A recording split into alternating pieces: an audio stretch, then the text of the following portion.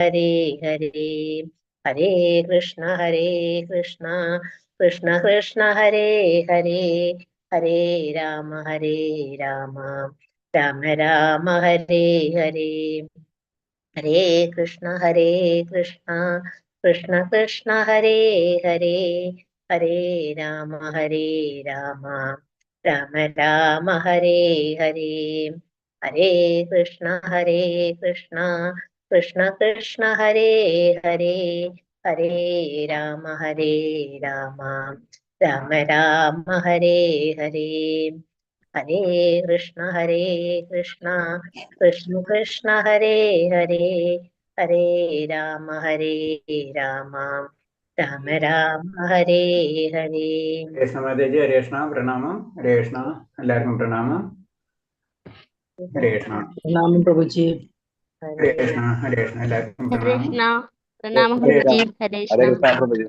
ഹരേ കൃഷ്ണ. ഇന്ന് കുറച്ച് എല്ലാവരും ഇന്ന് ഇലക്ഷനിലായിരിക്കും അല്ലെ? ഇലക്ഷൻ. ഓക്കെ, ഹരേ കൃഷ്ണ.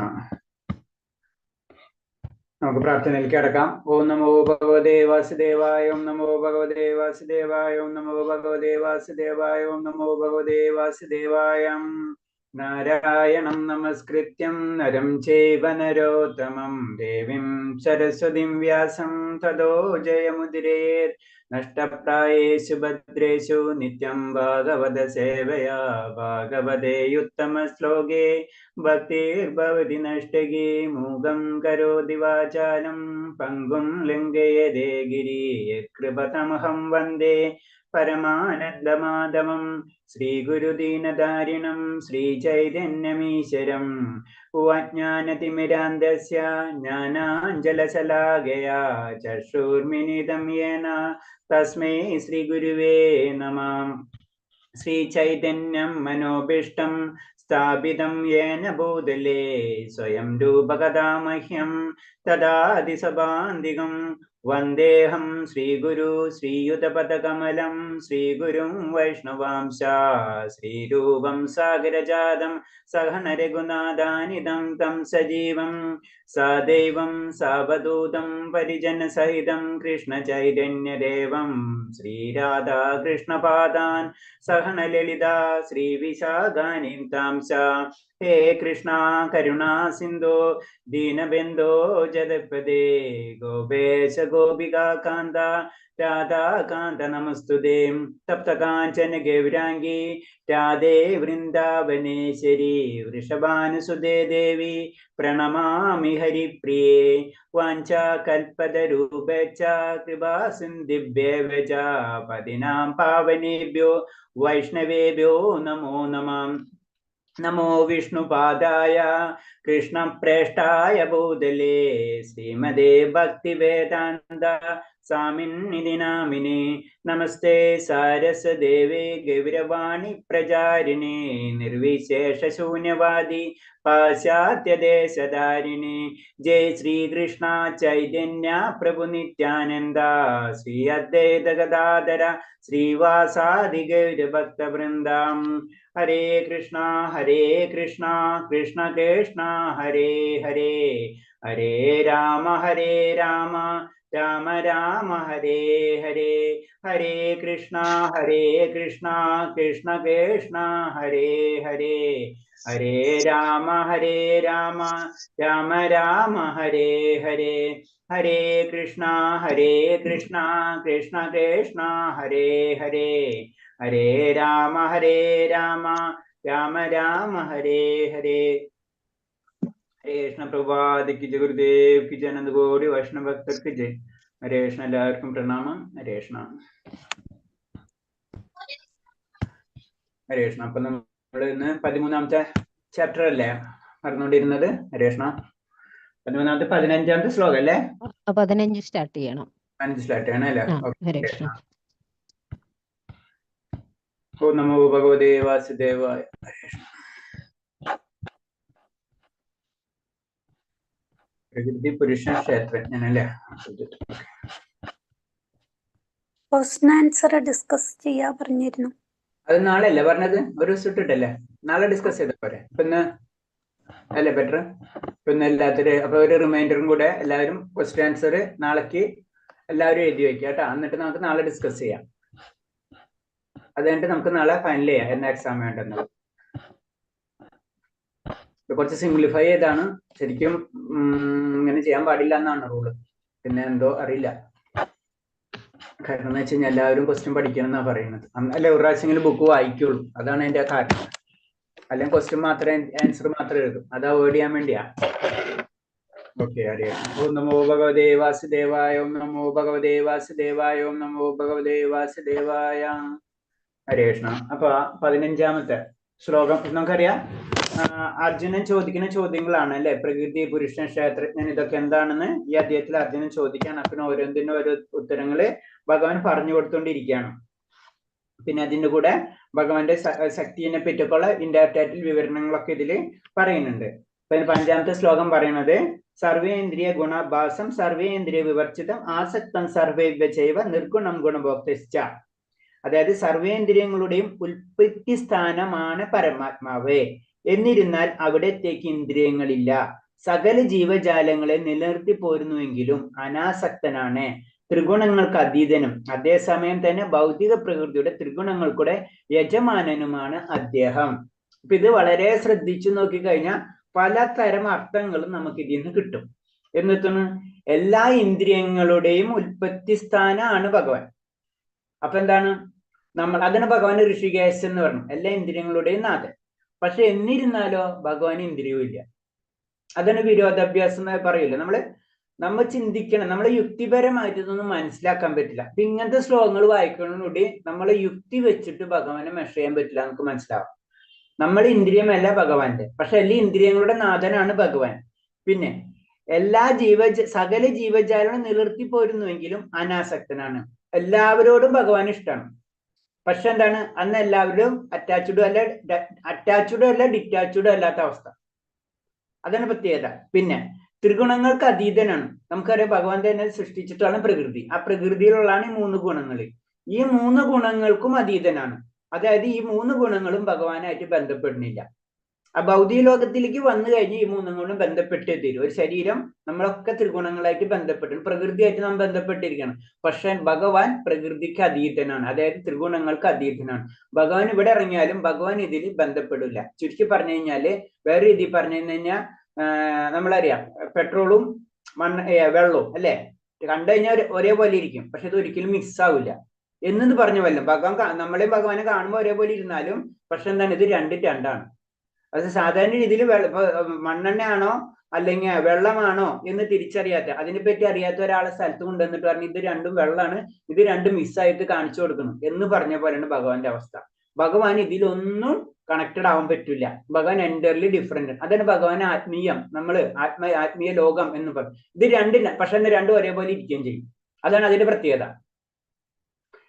പിന്നെന്താ പറയുന്നത്, അതേസമയം തന്നെ ഭൗതിക പ്രകൃതി ത്രിഗുണങ്ങളുടെ യജമാനനും അദ്ദേഹം. അപ്പൊ ത്രിഗുണങ്ങൾ എന്തൊക്കെ ചെയ്യുന്നുണ്ട്, അല്ലെങ്കിൽ ഭൗതിക ലോകത്തിൽ എന്തൊക്കെ നടക്കുന്നുണ്ട്, അത് ആരെ കൺട്രോളിൽ നടക്കുള്ളൂ? അപ്പൊ ഭഗവാന്റെ കൺട്രോളിലോ നടക്കുള്ളൂ എന്നും പറയുന്നുണ്ട്. അപ്പൊ ഭഗവാൻ സൃഷ്ടിച്ചു, പക്ഷെ ഭഗവാൻ അതിൽ ബന്ധമില്ല.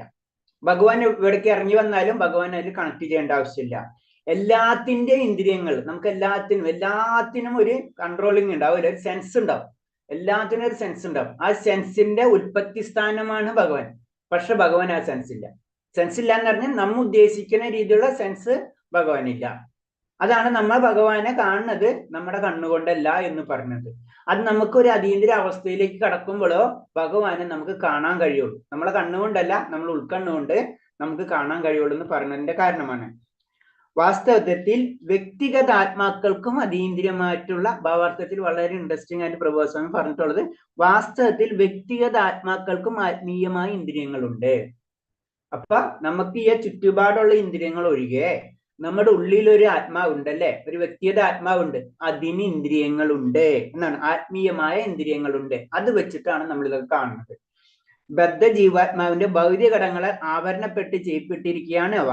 അതുകൊണ്ട് ഇന്ദ്രിയ പ്രവർത്തനങ്ങൾ ഭൗതിക പദാർത്ഥങ്ങൾ പ്രദർശിക്കപ്പെടും എന്ന് മാത്രം. അപ്രകാരം മൂടപ്പെട്ടതല്ല പരമാത്മാവിന്റെ ഇന്ദ്രിയങ്ങൾ. നമ്മുടെ പ്രോബ്ലം എന്താണ്? നമ്മുടെ ഈ ആത്മീയ ഇന്ദ്രിയങ്ങളെ ഭൗതിക ഘടകങ്ങളാൽ ആവരണം ചെയ്യപ്പെട്ടിരിക്കുകയാണ്. അതായത് സിമ്പിൾ ആയിട്ട് പറഞ്ഞതിന് വേറൊരു പെട്ടെന്ന് എക്സാമ്പിൾ പറഞ്ഞപ്പോൾ നമ്മൾ 3D സിനിമ ഒക്കെ കാണാൻ പോകും അല്ലെ. അപ്പൊ എന്താണ് 3D സിനിമ കാണണമെങ്കിൽ എന്താണ് 3Dയുടെ ഒരു കണ്ണട അവർ തരും. അത് കണ്ണട നമ്മൾ എടുത്തു വെക്കും അല്ലേ? അത് അപ്പൊ നമ്മുടെ ഉള്ളിൽ ഒരു കണ്ണുണ്ട്. പക്ഷെ എന്താണ് 3D സിനിമ കാണണമെങ്കിൽ ആ കണ്ണട വേണം നമുക്ക്. ഇതാണ് നമുക്ക് ഭൗതിക ലോകത്തിൽ വരുമ്പോൾ നമ്മൾ ഭൗതികമായിട്ടുള്ള ഇന്ദ്രിയങ്ങളുടെ പ്രത്യേകത.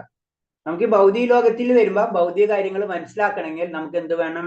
നമുക്ക് അതിനനുസരിച്ചുള്ള കണ്ണട വേണം, അല്ലെ കണ്ണ് വേണം. ആ കണ്ണാണ് നമ്മളിപ്പ. പക്ഷെ നമുക്ക് അതിന്റെ ഉള്ളിൽ ഒരു കണ്ണുണ്ട്. അതാണ് പറഞ്ഞത് ഈ ഇന്ദ്രിയ പ്രവർത്തനങ്ങൾ ബദ്ധ ജീവിതത്തിൽ ഭൗതിക ഘടകങ്ങളാൽ ആവരണ ചെയ്യപ്പെട്ടിരിക്കുകയാണ് അവ.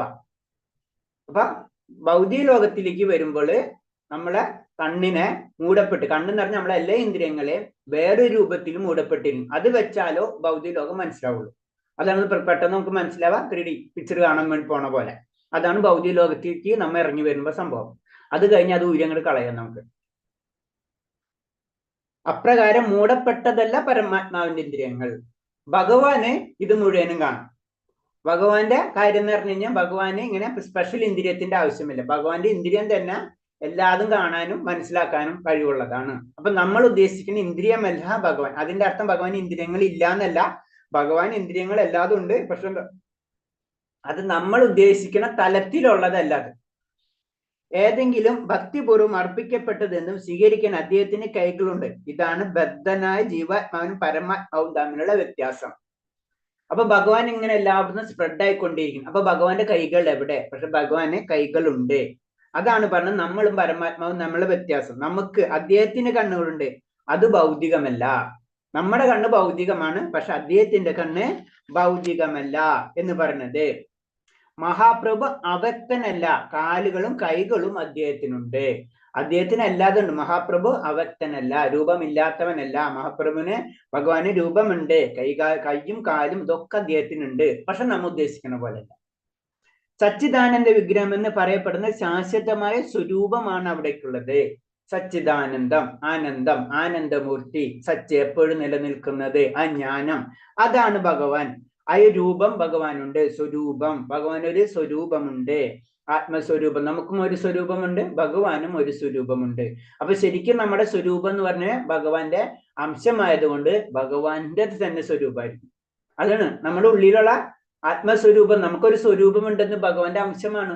ആ സ്വരൂപം തന്നെ ഭഗവാൻ. അതാണ് വേറൊരു ചിന്താഗതി വരുന്നത്, ഭഗവാൻ നമ്മൾ ഒന്ന് തന്നെയാണ്. പക്ഷെ ശരിക്കല്ല, ഭഗവാന്റെ ഒരു അംശമാണ് നമ്മൾ. അത് മാത്രം നമ്മൾ മനസ്സിലാക്കണം. അവിടുത്തെ ശിരസ്, മുഖം, കൈകാലം മനുഷ്യന് ദൃശ്യമാണെങ്കിലും അദ്ദേഹത്തിന് അവയുണ്ട്. മനുഷ്യർക്ക് ദൃശ്യമാണെങ്കിലും അതീന്ദ്ര തലത്തിലേക്ക് ഉയരാമെങ്കിൽ നമുക്ക് ഭഗവത് രൂപം ദൃശ്യമാകും. ഇന്ദ്രിയങ്ങൾ ഭൗതിക തലത്തിലെ മാലിന്യങ്ങളാൽ ഇപ്പോഴതാണ് സാധിക്കാത്തത്. അപ്പൊ എന്താണ് ഭഗവാനെ കാണണം എന്ന് വെച്ച് കഴിഞ്ഞാൽ നമുക്കത് സാധ്യമാവും. എന്തിനു വേണം? കാരണം എന്ന് വെച്ചാൽ നമ്മൾ അതീന്ദ്ര തലത്തിലേക്ക് ഉയരണം. ഇപ്പൊ എന്താണ് നമ്മളെ പ്രശ്നം? കാരണം എന്താണ്? നമ്മളെ ഇന്ദ്രിയങ്ങളെ എന്തുകൊണ്ട് ഭൗതികമായിട്ട്, നമ്മളെ ആത്മീയ ഇന്ദ്രിയങ്ങളെ ഭൗതികമായിട്ടുള്ള ഇന്ദ്രിയങ്ങളാൽ മറക്കപ്പെട്ടിരിക്കുന്നു, അല്ലെങ്കിൽ ഭൗതികമായിട്ടുള്ള മാലിന്യങ്ങളാൽ മറക്കപ്പെട്ടിരിക്കുന്നു. ഈ മാലിന്യങ്ങൾ എടുത്ത് കളയുമ്പോൾ നമ്മളെ സ്വരൂപം കിട്ടും. ആ സ്വരൂപം വെച്ച് അതിന് ഒന്നും കൂടെ സിംപ്ലിഫൈ ചെയ്യാം. നമ്മളെന്ന് 3D കണ്ണട വെച്ച് പുറത്തേക്ക് ഇറങ്ങി കഴിഞ്ഞാൽ പുറത്തെ ആൾക്കാരെ നമുക്ക് മനസ്സിലാവില്ലേ? മനസ്സിലാവില്ല. അത് തിയേറ്ററിനുള്ളിലൊക്കെ അതിന് നമുക്ക് കണ്ണട ഊരണം. അപ്പോഴേ നമുക്ക് പുറത്തുള്ള ആൾക്കാരെ മനസ്സിലാക്കാൻ പറ്റുള്ളൂ. എന്ന് പറഞ്ഞ പോലെ തന്നെ ഈ ഭൗതികമായിട്ടുള്ള അത് മാറ്റണം. ആ മാറ്റുന്ന പ്രക്രിയനെയാണ് നമ്മളുടെ ശുദ്ധീകരണം, ഭക്തിയിലേക്കുള്ള ശുദ്ധീകരണം എന്ന് പറഞ്ഞതിന്റെ കാര്യം അതാണ്. അടുത്ത ശ്ലോകം.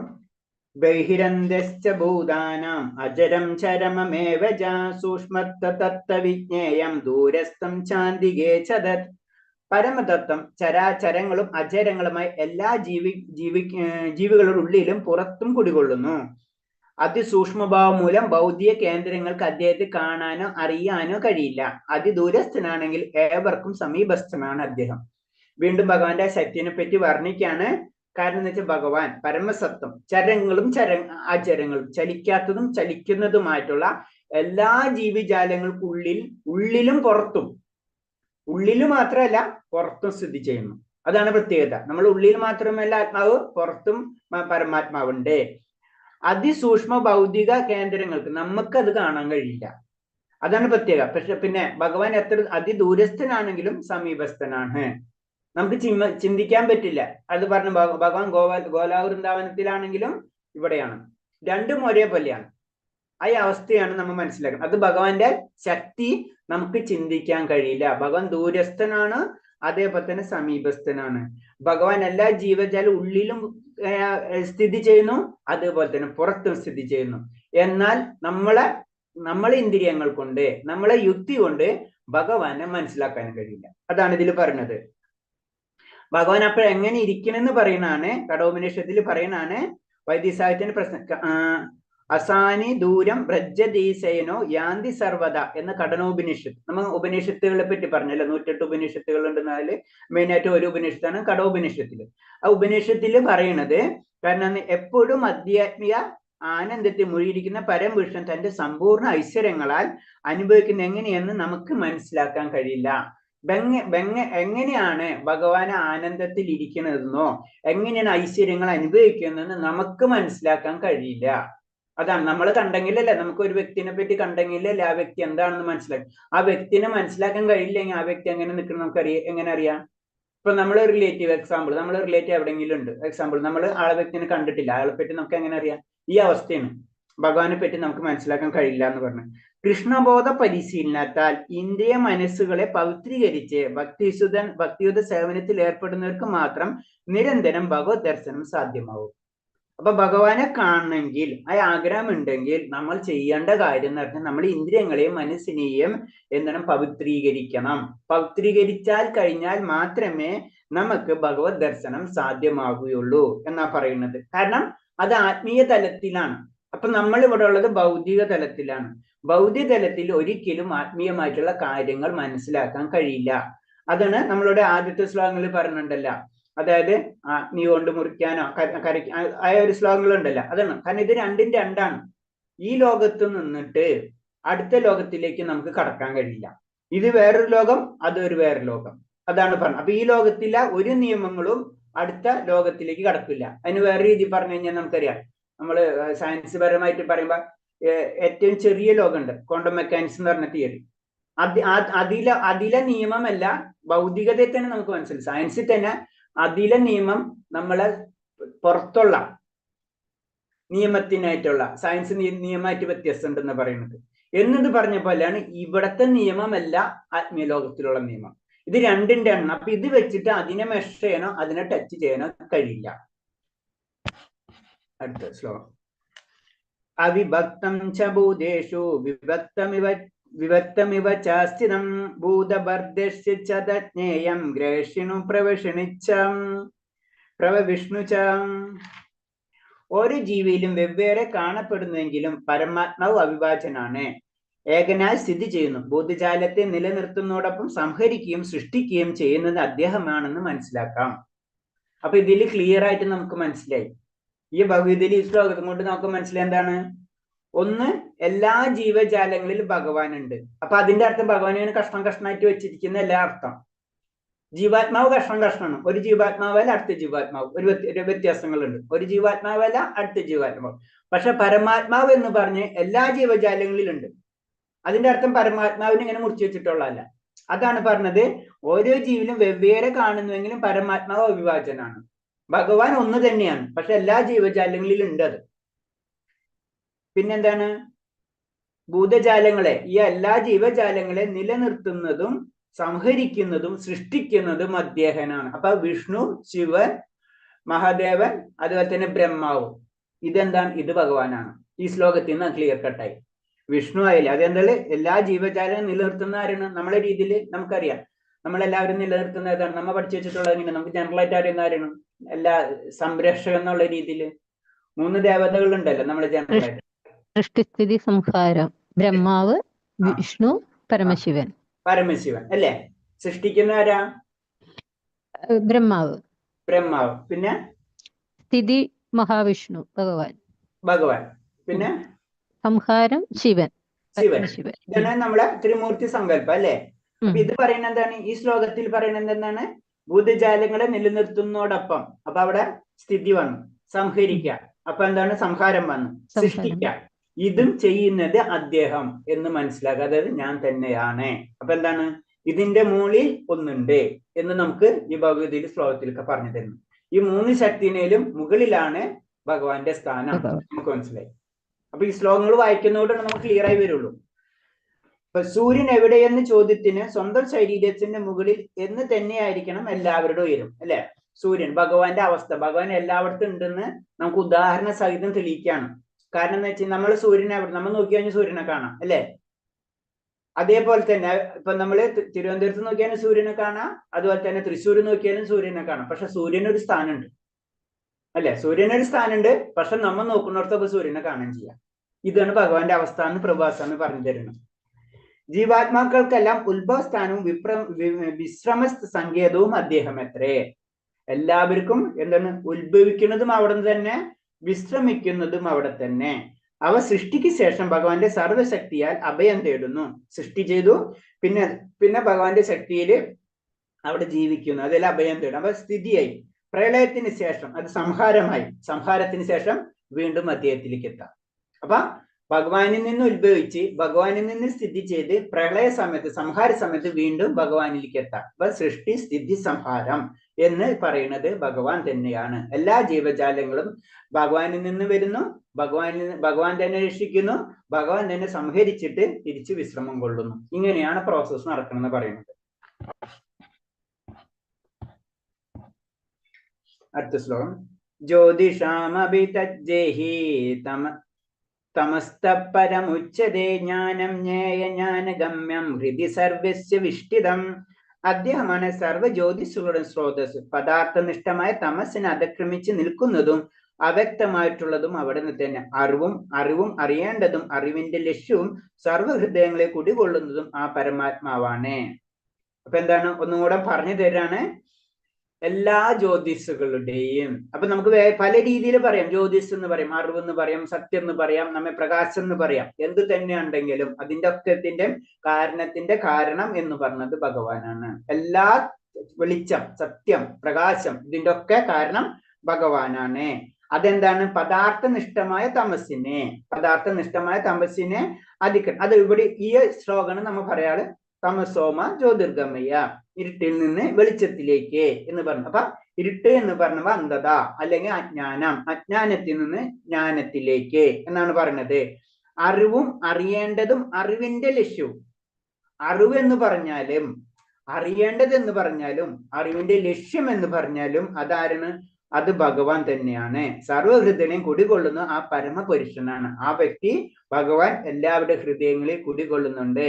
അതിനെയാണ് അറിയേണ്ടത്. അതാണ് അറിവ്, അതാണ് അറിവിന്റെ ലക്ഷ്യം എന്ന് പറഞ്ഞു തരികയാണ്. അപ്പൊ നമ്മൾ അറിയേണ്ടത്, നമുക്ക് സത്യത്തിൽ അറിയേണ്ടത് എന്താണ്?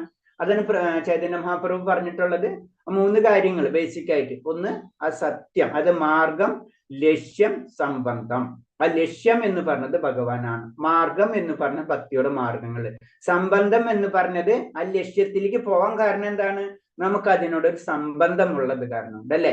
ഈ 3 കാര്യം തന്നെയാണ്. അതാണ് പറഞ്ഞത്. അതറിയാം, നമ്മ അറിയേണ്ടതും അത് തന്നെ, അറിവും അത് തന്നെ, അറിയേണ്ട ലക്ഷ്യവും അത് തന്നെയാണെന്ന് പറഞ്ഞു. കൂടാതെ അതെല്ലാ ഹൃദയങ്ങളിലും നിലനിൽക്കുന്നു എന്നാ പറയുന്നത്. പിന്നെ അതിനൊന്നും കൂടെ ഒരു ഡീറ്റെയിൽ ആയിട്ട് പറയുന്നതാണ്. നമുക്കറിയാം ഭൗതിക ലോകം, ആത്മീയ ലോകം. അപ്പൊ ഭൗതിക ലോകം എന്ന് പറയുമ്പോൾ അതിൽ നമ്മൾ പറഞ്ഞില്ല അനന്തകോടി ബ്രഹ്മാണ്ടങ്ങളുണ്ട്. ഓക്കെ. പിന്നെ അതിൽ പറയുമ്പോൾ ബ്രഹ്മാണ്ടം എന്ന് പറയുമ്പോൾ അതിനു ചുറ്റും, അപ്പൊ ഒരേ ബ്രഹ്മാണ്ടത്തിന് സൂര്യനും ചന്ദ്രനും അതൊക്കെ ഉണ്ടാവും, പ്രകാശം തരുന്നതാണ്. അവിടെ ഇരുട്ടായിരിക്കും. അതായത് ആത്മീയ ലോകത്തിൽ വെളിച്ചം, ഭൗതിക ലോകത്തിൽ ഇരുട്ട്. ആ ഇരുട്ടിനെ വെളിച്ചത്തിലേക്ക് കൊണ്ടുവരാനാണ് സൂര്യചന്ദ്രന്മാർ. അപ്പൊ എന്താണ്? ഒരു ഇരുട്ട് വരാൻ കാരണം എന്താണ്? ഈ വെളിച്ചത്തിന്റെ ഉള്ളില് ഭൗതിക ലോകത്തിലേക്ക് ഒരു ഇരുട്ട് വരാൻ കാരണം അതിനൊരു മറയുണ്ടാവും, അല്ലെ? മറയുണ്ടാകുമ്പോൾ നമുക്കൊരു ഇരുട്ട് വരുള്ളൂ. ആ മറയാണ് പറയുന്നത് ശരിക്കും എന്താണ്? മഹത്തത്വം എന്ന് പറയുന്നത്. അതായത് ഭഗവത് ജ്യോതിസ് ഉള്ളത് കൊണ്ട് ആധ്യാത്മിക സാമ്രാജ്യത്തിൽ ചന്ദ്ര ആദികളുടെ ആവശ്യമില്ലെന്ന് വേദ സാഹിത്യങ്ങളിൽ കാണാം. അവിടെ സൂര്യനും ചന്ദ്രന്റെ ആവശ്യമില്ല. കാരണം എന്താണ്? ഭഗവാന്റെ തന്നെ പ്രകാശമുണ്ട്. ഭഗവാന്റെ ലോകത്തിൽ നിന്ന് വരുന്ന പ്രകാശം കൊണ്ട് അവിടെ എപ്പോഴും പ്രകാശമനമായിരിക്കും. ഏത് രീതിയിൽ ചിന്തിച്ചാലും, ജ്ഞാനത്തോണ്ട് ചിന്തിച്ചാലും, എങ്ങനെയായാലും അത് പ്രകാശമനമായിരിക്കും. പിന്നെ പറഞ്ഞത് ഭൗതിക പ്രപഞ്ചത്തിൽ ഭഗവാന്റെ ആത്മീയ ജ്യോതിസ്, ബ്രഹ്മജ്യോതി, മഹത്തത്വം എന്ന ഭൗതിക പദാർത്ഥങ്ങളാൽ മൂടപ്പെട്ടിരിക്കുകയാണ് ഈ ഭൗതിക ലോകത്ത്. അപ്പൊ ഭഗവാന്റെ പ്രകാശം ഇങ്ങനെ വന്നുകൊണ്ടിരിക്കുകയാണ്. പക്ഷെ ഭൗതിക ലോകത്ത് എന്താണ്? നമ്മളൊരു പറയുന്നത് നാളികേരം പോലെ. അപ്പൊ നാളികേരത്തിന്റെ ഉള്ളിൽ എന്താണ് കൂരിരുട്ടായിരിക്കും അല്ലെ. എന്നതുപോലെ ഇതിന്റെ ഉള്ളിൽ ഇരുട്ടായിരിക്കും. അപ്പൊ അതിന്റെ ചുറ്റും നാളികേരത്തിന്റെ തോട്, അതാണ് മഹത്തത്വം എന്ന് പറയുന്നത്. അതിന്റെ ഉള്ളിലേക്ക് വെളിച്ചം കയറില്ല. അപ്പൊ നമ്മൾ നിൽക്കുന്നത് അതിന്റെ ഉള്ളിലാണ്. അപ്പൊ അവന്റെ ഉള്ളിൽ സൂര്യചന്ദ്രന്മാരുണ്ട്. ഇത് നമ്മ പൊളിച്ച് പുറത്തേക്ക് ചാടണം. അതിന് അയ്യപ്പ പറഞ്ഞ മഹത്തത്വം എന്ന് പറഞ്ഞ ആ ഏരിയ അവിടെയാണ് പറഞ്ഞ ശരിക്കും ആത്മീയ ലോകവും ഭൗതിക ലോകവും തമ്മിലുള്ള തിരിച്ചല് വരുന്നത്. നമ്മൾ മുക്തി എന്ന് പറയുമ്പോഴല്ലേ, മുക്തി എന്ന് പറയുന്നത് ഈ ഭൗതിക ലോകത്തിൽ നിന്ന് ആത്മീയ ലോകത്തിലേക്ക് കടക്കണം നമ്മൾ. അപ്പൊ അതിന്റെ ഇടയ്ക്ക് കുറച്ച് സ്ഥലമുണ്ട്. ആ സ്ഥലത്തിനാണ് പറഞ്ഞത് നമ്മള് വേറെ രീതി പറഞ്ഞു കഴിഞ്ഞാൽ ഒരു നിഷ്ക്രിയമായിട്ടുള്ള അവസ്ഥ. ആ സ്ഥലത്തിനാണ് വിരജാ നദി എന്ന് പറയുന്നത്. അപ്പൊ എന്താണ് നമ്മള് ആത്മീയ ശാസ്ത്രാൽക്കാരും ആഗ്രഹിച്ചിട്ടുള്ള വ്യക്തികൾ, പ്രത്യേകിച്ച് നിർവിക്തവാദികൾ, ഭഗവാന് രൂപമില്ല എന്നൊക്കെ ചിന്തിക്കുന്നത് അവരവിടെ വരെ എത്തുള്ളൂ. ഭക്തന്മാര് ഭഗവാനിൽ കുറെ കാര്യങ്ങൾ അറിയണം, അങ്ങനെ കുറച്ചും കൂടെ അവർ കടക്കും. അപ്പൊ എന്താണ് വിരജാ നദി കടന്നു പോയി കഴിഞ്ഞാലോ പരിപൂർണമായിട്ടുള്ള ആത്മീയ ലോകത്തിലേക്ക് എത്തുള്ളൂ. ഇത് രണ്ടിന്റെ ഇടയിലുള്ള ഒരു സ്ഥലമുണ്ട്. അതാണ് ബ്രഹ്മ. അതിനൊരു ഒരു പറയില്ലേ നമ്മള് ഭൗതിക ലോകത്തിന് ഒരു കവറിങ് ഉണ്ട്. ആ കവറിങ്ങിനെയാണ് പറയുന്നത് എന്താ പറയുന്നത് മഹത്തത്വം. അതാണ് ഭൗതിക പ്രപഞ്ചത്തിൽ ഭഗവാന്റെ ആത്മീയ ചേതസ് അല്ലെ. ഭഗവാന്റെ ആത്മീയ ചേതസ് എപ്പോഴും തേജസ് ഉണ്ട്. അതിനാണ് ബ്രഹ്മജ്യോതി എന്ന് പറയുന്നത്. അത് മഹത്തത്വം എന്ന ഭൗതിക പദാർത്ഥത്താൽ. അപ്പൊ മഹത്തത്വം എന്ന് പറയുന്നത് ഇൻഡയറക്റ്റ് ആയിട്ട് ഭൗതിക പദാർത്ഥം തന്നെയാണ്. അതുകൊണ്ട് മൂടപ്പെട്ടിരിക്കുകയാണ്. അതുകൊണ്ട് പ്രകാശത്തിന് സൂര്യൻ, ചന്ദ്രൻ, വൈദ്യുതി എന്നിവയുടെ സഹായം നമുക്ക് ആവശ്യമായി വരുന്നത്. അപ്പൊ അവിടെ ഇരുട്ടാണ്. അപ്പൊ നമുക്ക് ഇതിന്റെ ഉള്ളിലേക്ക് കയറി കഴിഞ്ഞാൽ നമുക്കറിയാം, നമ്മൾ ചുറ്റും നോക്കി കഴിഞ്ഞാൽ കംപ്ലീറ്റ് ഇരുട്ടാണ് അല്ലെ. നമ്മളെ ഭൗതിക ലോകം നമ്മൾ പുറത്ത് നോക്കി കഴിഞ്ഞാൽ സൂര്യനും ചന്ദ്രനും ഇല്ലെങ്കിൽ കംപ്ലീറ്റ് ഇരുട്ടാണ്. അപ്പൊ ഇത് കാരണം എന്ന് വെച്ചാൽ ഈ പ്രകാശത്തെ മുഴുവനും തടഞ്ഞിരിക്കുകയാണെന്ന് പറയുന്നത്.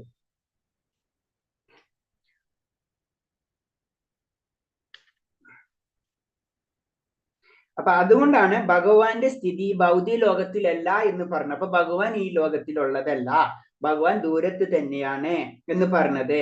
അത് ദൂരെയുള്ള പരമവ്യോമത്തിലാണ് ഭഗവദ്ധാമം എന്നും വേദങ്ങൾ പറയുന്നു. വളരെ ദൂരത്തുള്ള സ്ഥലത്തെയാണ് പരമവ്യോമം എന്ന് പറഞ്ഞത്. അവിടെയാണ് ഭഗവാന്റെ ധാമം എന്ന് പറയുന്നത്.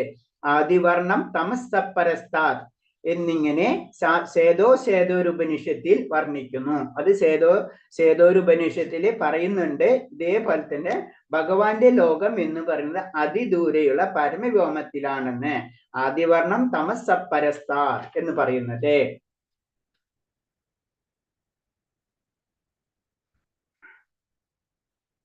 ഓക്കെ,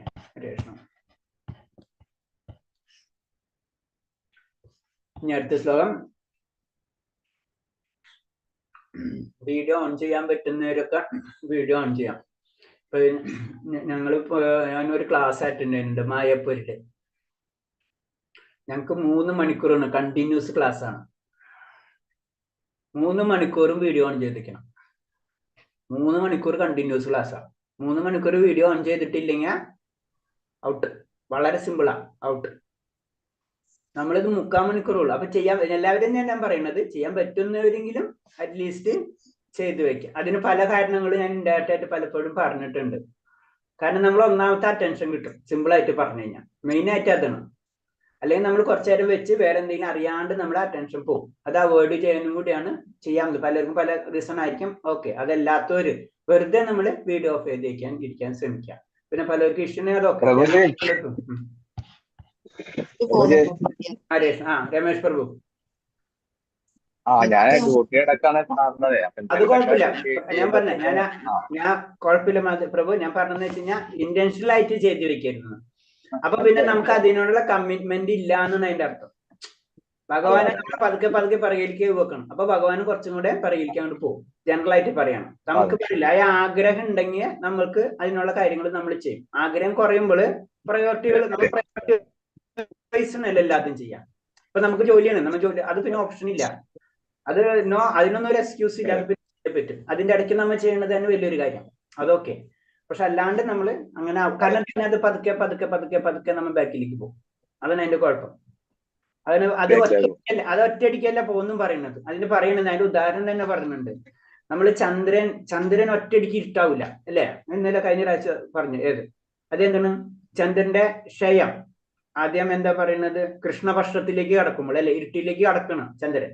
അപ്പൊ ആദ്യം ആദ്യത്തെ ഒരു ദിവസം കുറച്ച് കുറയും, പിന്നത്തെ ദിവസം കുറച്ച് കുറയും, അങ്ങനെ കുറഞ്ഞ് കുറഞ്ഞ് ഇരുട്ടിലേക്ക് പോകും. ഇത് തന്നെയാണ് ഭക്തിയിൽ. നമ്മൾ അത് കാര്യങ്ങൾ ചെയ്തിട്ടില്ലെങ്കിൽ നമ്മ അറിയൂല, പതുക്കെ പതുക്കെ പതുക്കെ പതുക്കെ അതിങ്ങനെ താഴ്ന്നു പോകും. അപ്പൊ നമ്മള് താഴ്ന്നു മനസ്സിലായി കഴിഞ്ഞാൽ നമുക്ക് കൂട്ടാനുള്ള പ്രവൃത്തി ചെയ്തിരിക്കണം. അല്ലെ നമ്മ അറിയാതെ പതുക്കെ പതുക്കെ പതുക്കെ ഇതും കൂടെ ആയി കുറച്ച് നമ്മള് നിരീശ്വരവാദി കൂടെയോ അല്ലെങ്കിൽ അങ്ങനത്തെ ലെവലിൽ കൂടെ പതുക്കെ കണക്ട് ആയി കഴിഞ്ഞാൽ ഇതിലേക്ക് വരാനുള്ള സാധ്യത വളരെ കുറവാണ്. ഇപ്പൊ ഞാൻ അതിനൊരു എക്സാമ്പിൾ പറഞ്ഞു വെച്ച് കഴിഞ്ഞാല്, ഉള്ളിലധികം വിശ്വാസം ഇല്ലാത്തവര് വല്ലപ്പോഴൊക്കെ ക്ഷേത്രത്തിൽ പോയി പിന്നെ എന്തിനാ പോണം അങ്ങനെ അപ്പൊ അങ്ങനത്തെ ഗ്രൂപ്പുകളൊക്കെ കിട്ടിക്കഴിഞ്ഞാൽ പിന്നെ ക്ഷേത്രത്തിൽ പോയാലും ഭഗവാനെ പ്രാർത്ഥിക്കില്ല. മനസ്സിലായില്ല? പിന്നെ കുറച്ചാകുമ്പോ ക്ഷേത്രത്തിൽ പോവില്ല അവര്. ഇതിന് ഗ്രാജുവലിയാണ് അവര് മാറുന്നത്. ഭക്തന്മാരും തിരിച്ചാണ്. ഭക്തന്മാര് തിരിച്ചു വരും. സ്ഥിരമായിട്ട് പോയിക്കൊണ്ടിരിക്കുന്നവർ അതിനപ്പുറത്തേക്ക് കടക്കാൻ തോന്നും. അങ്ങനെ സ്റ്റെപ്പ് കൂടിക്കൊണ്ടിരിക്കും. തിരിച്ചുള്ളവര് തിരിച്ചു പോരും. അത് ഭഗവാൻ തന്നെ പറഞ്ഞത്, ആസുര ജന്മക്കാർക്ക് അവർക്ക് പിന്നെ എന്നെ കിട്ടൂല എന്ന് ഭഗവാൻ ഗ്യാരണ്ടി പറയുന്നു.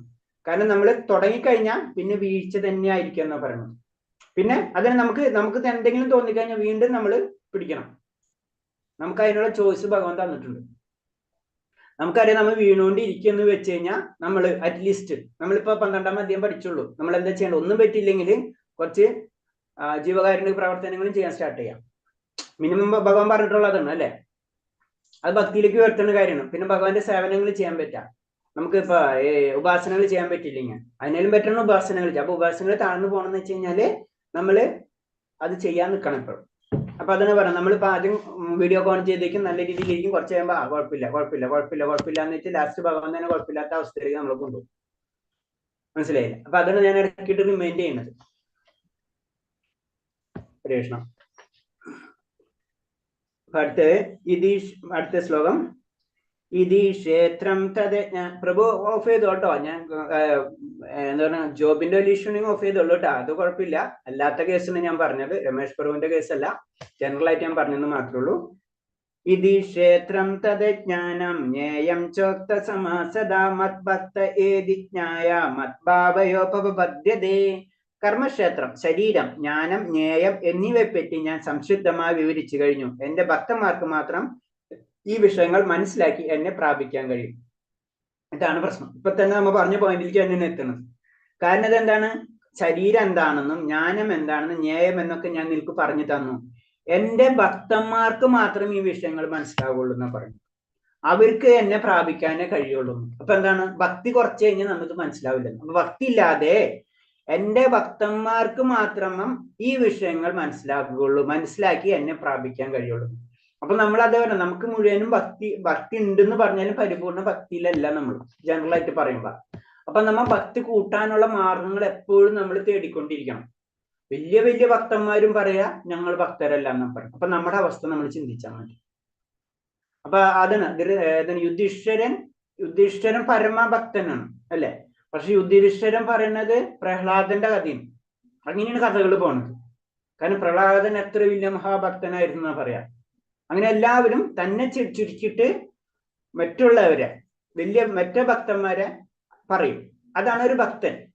അപ്പൊ അങ്ങനത്തെ ലെവലിൽ അങ്ങനത്തെ ഒരു ഭക്തനെ എന്നെ മനസ്സിലാക്കി എന്നെ പ്രാപിക്കാൻ കഴിയുള്ളൂ എന്ന് ക്ലിയർ ആയിട്ട് പറയാണ്.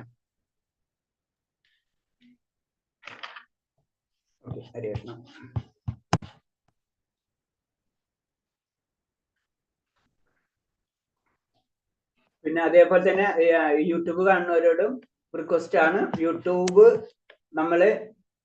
ഞാൻ പറഞ്ഞു മായപ്പൂരിന്റെ അവരൊന്നും യൂട്യൂബിൽ ഇടൂല. യൂട്യൂബിൽ ഇട്ട് കഴിഞ്ഞാൽ നമ്മുടെ ടെൻഡൻസി വരണം, യൂട്യൂബിൽ ഉണ്ടല്ലോ. അപ്പൊ എന്താണ്? പിന്നെ നമ്മള് എന്തെങ്കിലും ഒരു ചെറിയ ഒരു കാര്യം ഉണ്ടെങ്കിലും നമ്മൾ ക്ലാസ്സിൽ കയറില്ല. പിന്നെ ഒരു പ്രാവശ്യം 2 പ്രാവശ്യം യൂട്യൂബ് കാണും, 3ാമത്തെ പ്രാവശ്യം യൂട്യൂബും കാണില്ല. അത് കാരണം ചില ഇങ്ങനത്തെ പിന്നെ കുഴപ്പമില്ല, ചില ഇമ്പോർട്ടന്റ് ക്ലാസ്സിലൊന്നും യൂട്യൂബ് ഇടില്ല. അത്ര ഇൻട്രസ്റ്റ് ഉള്ളവര് അങ്ങനത്തെ ഉള്ള മെന്റാലിറ്റിക്ക് പോകും. അപ്പൊ അതെന്ന് പറഞ്ഞാൽ നമ്മൾ യൂട്യൂബിനെ ഒരിക്കലും ഡിപ്പെൻഡ് ചെയ്യരുത്. യൂട്യൂബിന് ഡിപ്പെൻഡ് ചെയ്ത് കഴിഞ്ഞാൽ 2-3 ദിവസം കാണും, 3ാമത്തെ പ്രാവശ്യം പതുക്കെ പോകും. പിന്നെ യൂട്യൂബ് ഒരെണ്ണം ക്ലിക്ക് ചെയ്യുമ്പോൾ അടുത്ത് കയറി വരും, അതുമ്മ ക്ലിക്ക് ചെയ്യും, പിന്നെ അതുമ്മ ക്ലിക്ക് ചെയ്യും. ലാസ്റ്റ് നമ്മൾ കാണാൻ ഉദ്ദേശിച്ചിട്ടായിരിക്കില്ല, നമ്മള് യൂട്യൂബിന് ഇഷ്ടമുള്ളത് നമ്മളെ കൊണ്ട് കാണിപ്പിക്കും. അതായത് ഗൂഗിളിന് എന്താണ് ഇഷ്ടം അത് നമ്മൾ കാണേണ്ടി വരും. ആ അവസ്ഥയിലേക്ക് പോകണം. അതിന് നമ്മൾ ക്ലാസ്സിന് എപ്പോഴും ഇമ്പോർട്ടൻസ് കൊടുക്കുന്നു പറയുന്നത്. ഓക്കെ, അടുത്ത ശ്ലോകം. പ്രകൃതിം പുരുഷം ചൈവ വിദ്യാനാദിഭാവഭി വികാരാംശ ഗുണശ്ചൈവ വിദ്യം പ്രകൃതി സംഭവാൻ. ഭൗതിക പ്രകൃതിയും ജീവജാലങ്ങളും അനാദികളാണ്. ഭൗതിക പ്രകൃതി നിന്ന് ഉത്ഭവിച്ചവയാണ് അവയുടെ വിഭിന്ന രൂപങ്ങളും ത്രിഗുണങ്ങളും എന്ന് മനസ്സിലാക്കണം. അപ്പൊ ഇതില് ഒരു ക്ലിയർ ആയിട്ട് ഒരു പോയിന്റ് കൂടെ പറഞ്ഞു തരുന്നത്, ഭൗതിക പ്രകൃതിയും ജീവജാലങ്ങളും അനാദിയാണ്. അത് നമുക്ക് പെട്ടെന്ന് സംശയം വരും. ജീവജാലം നമുക്ക് ശരി, നമ്മൾ അനാദിയാണ് അല്ലെ, നമ്മുടെ ഉള്ളിലുള്ള ആത്മാവ് അനാദിയാണ്, അത് നമ്മൾ പഠിച്ചു കഴിഞ്ഞല്ലേ. കാരണം ഭഗവാനൊപ്പം തന്നെയാണ് നമ്മള്. അപ്പൊ പക്ഷെ നമ്മുടെ ശരീരം അനാദിയാണെന്ന് പറഞ്ഞാൽ എങ്ങനെ മനസ്സിലാവാ? ഭൗതിക പ്രകൃതി നമ്മളെ ശരീരം തന്നെയാണല്ല ഭൗതിക പ്രകൃതിയുള്ള എല്ലാ വസ്തുക്കളും അല്ലേ. ഇതാരെങ്കിലും എന്തെങ്കിലും പറയാൻ പറ്റും? ഭൗതിക പ്രകൃതിയും ജീവജാലങ്ങളും അനാദിയാണ്. ജീവജാലങ്ങൾ അനാദിയാണ്, നമ്മുടെ ഉള്ളിലുള്ള ജീവൻ അനാദിയാണ്. ഭൗതിക പ്രകൃതി അനാദി എന്ന് പറഞ്ഞാൽ എന്താണ് അർത്ഥം? ആരെങ്കിലും എന്തെങ്കിലും ഒരു ഐഡിയ ഇട്ടിട്ടുണ്ടോ? ഭൗതിക പ്രകൃതി ഭൗതിക പ്രകൃതി നശിക്കുന്നതല്ലേ പ്രഭുജി, അതുകൊണ്ടായിരിക്കില്ല അനാദി. നശിക്കുന്നില്ല എന്നല്ലേ പറഞ്ഞത്. ഭൗതിക പ്രകൃതി ജീവജാലങ്ങളും അനാദിയാണെന്ന് പറഞ്ഞത്. അതാണ് ചോദിച്ചത്. അതിന് പറഞ്ഞത് നമ്മൾ ഇങ്ങനെ വായിച്ചു നോക്കുമ്പോൾ നമുക്ക് കുറെ കാര്യങ്ങൾ പെട്ടെന്ന് ക്യാച്ച് ആവുന്നത്. ഭൗതിക പ്രകൃതി നശിച്ചു പോകണം അല്ലേ. അപ്പൊ എന്താണ് അങ്ങനെ അത് ചെയ്തിട്ടുള്ളത്? അത് പിന്നെ പിന്നെ ഉത്ഭവിക്കുന്നോണ്ടാണോ അങ്ങനെ പറയുന്നത്? പാർഷ്യലി ശരിയാണ്. അത് ശരി, പാർഷ്യലി ശരിയാണ്. അപ്പൊ പോയിന്റിൽ കുറച്ച് ചെയ്തിട്ടുണ്ട്, ഞാനത് പറയാം. അദ്ദേഹം പറഞ്ഞ പോയിന്റിലേക്ക് എത്തി. കാരണം എന്ന് വെച്ച് കഴിഞ്ഞാലേ, ഇപ്പൊ നമ്മളൊരു വീട് അല്ലെ, വീട് എന്ന് പറയുമ്പോ ഇപ്പൊ നമ്മളൊരു വീട് ഉണ്ടാക്കി. ആ വീട് ഉണ്ടാക്കിയത് എങ്ങനെയാണ്? അതിൽ കല്ല്, മണ്ണ്, സിമെന്റ്, ഇത് ഭൗതിക പ്രകൃതിയിലുള്ള സാധനം തന്നെയല്ലേ. ആ വീട് നശിച്ചു പോയാൽ അത് അതിലേക്ക് തന്നെ വരില്ലേ? അതെ.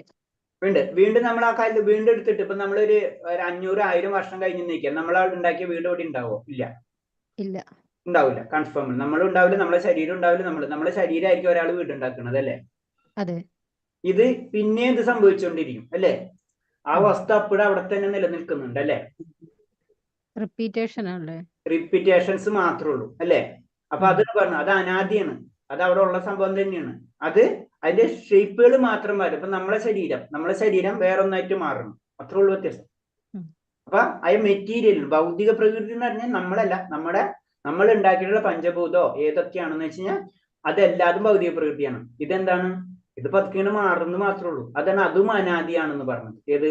ജീവാത്മാവിനെ പോലെ തന്നെ ഭൗതിക പ്രകൃതിയും അനാദികളാണ്. ഭൗതിക പ്രകൃതിയിൽ നിന്ന് ഉത്ഭവിച്ചാണ് അവയുടെ വിഭിന്ന രൂപങ്ങളും ത്രിഗുണങ്ങളും. അതിൽ നിന്ന് ഉത്ഭവിച്ചതാണ് അല്ലെ. നമ്മള് ഈ ഭൗതിക പ്രകൃതി ഉത്ഭവിച്ച്, അപ്പൊ എന്താണ്? ഇപ്പൊ ഞാൻ എന്നെ പോലെയല്ല വേറെ ഒരാൾ അല്ലെ. അപ്പൊ വിഭിന്നങ്ങളാണ്. അപ്പൊ അത്ര ഉള്ള വ്യത്യാസം. പക്ഷെ ഇതും അനാദിയാണ് എന്ന് പറയുന്നത്. ജീവാത്മാവ് ഭഗവാന്റെ ശക്തി വിഭാഗത്തിൽ പെടുമ്പോൾ പരമാത്മ സ്വയം വിസ്തരണത്തിന്റെ വിഭാഗത്തിലാണ് ഉൾപ്പെടുന്നത്. ജീവാത്മാവ് പരമാത്മാവ് നമ്മൾ പറഞ്ഞു. ജീവാത്മാവ് എന്ന് പറഞ്ഞാൽ നമ്മള്, പരമാത്മാവ് എന്ന് പറഞ്ഞാൽ ഭഗവാൻ അല്ല ശരിക്കും. എന്താണ്? ഭഗവാന്റെ തന്നെ വിസ്തരണം, സ്വയം വിസ്തരണമാണ് പരമാത്മാവ്. ഡയറക്റ്റ് അപ്പോഴും ഭഗവാന്റെ പൊസിഷൻ ആയിട്ടില്ല. നമ്മുടെ ഉള്ളിലുള്ളത് ഭഗവാൻ എന്ന് പറഞ്ഞാലും ഭഗവാൻ അല്ല, അത് പരമാത്മാവാണ്. ആ പരമാത്മാവ് നമ്മൾ പഠിച്ചിട്ടുണ്ട് അതല്ലേ. ഏത് വിഷ്ണു എന്ന് പറഞ്ഞിട്ടുള്ളത് ആരെങ്കിലും ഓർമ്മയുണ്ടാ? 3 വിഷ്ണുമാര് പറഞ്ഞിട്ടില്ലേ?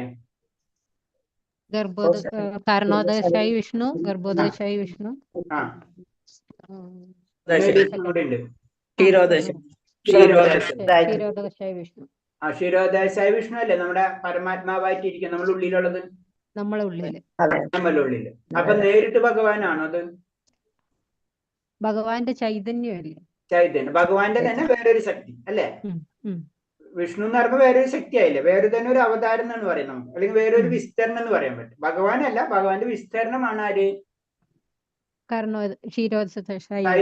കാരണോദയശായ വിഷ്ണു. അതാണ് പറഞ്ഞത്. ജീവാത്മാവ് ഭഗവാന്റെ ശക്തിയിൽ പെടുമ്പോൾ പരമാത്മാവ് സ്വയം വിസ്തരണത്തിന്റെ വിഭാഗത്തിലാണ്. അതൊരു വിഭാഗമാണ്. ഭഗവാന്റെ തന്നെ പല ശക്തിയിലെ ഒരു വിഭാഗത്തിലെ ഒരാള് മാത്രമാണ് നമ്മുടെ ഉള്ളിലുള്ള പരമാത്മാവ്. അതാണ് പറയുന്നത്. പിന്നെ ഇപ്പൊ പറഞ്ഞ പോയിന്റ് തന്നെ, ഭൗതിക പ്രകൃതിക്കും ജീവാത്മാവിന് ശാശ്വതമുണ്ട്. സൃഷ്ടിക്ക് മുമ്പ് അവ ഉണ്ടായെന്ന് അർത്ഥം. അപ്പൊ സൃഷ്ടിക്ക് മുമ്പ് അതുണ്ട്. അപ്പൊ പറഞ്ഞ പോലെ തന്നെ നമ്മൾ ഒരു ബിൽഡിംഗ് ഉണ്ടാക്കുമ്പോ കല്ല്, മണ്ണ്, സിമെന്റ് അത് അപ്പോഴും ഉണ്ട്, ഉണ്ടാക്കി കഴിഞ്ഞാലുണ്ട്, പൊളിഞ്ഞു പോയാലും അതവിടെ നിൽക്കും. അതാണ് അതിൽ പറയുന്നത്.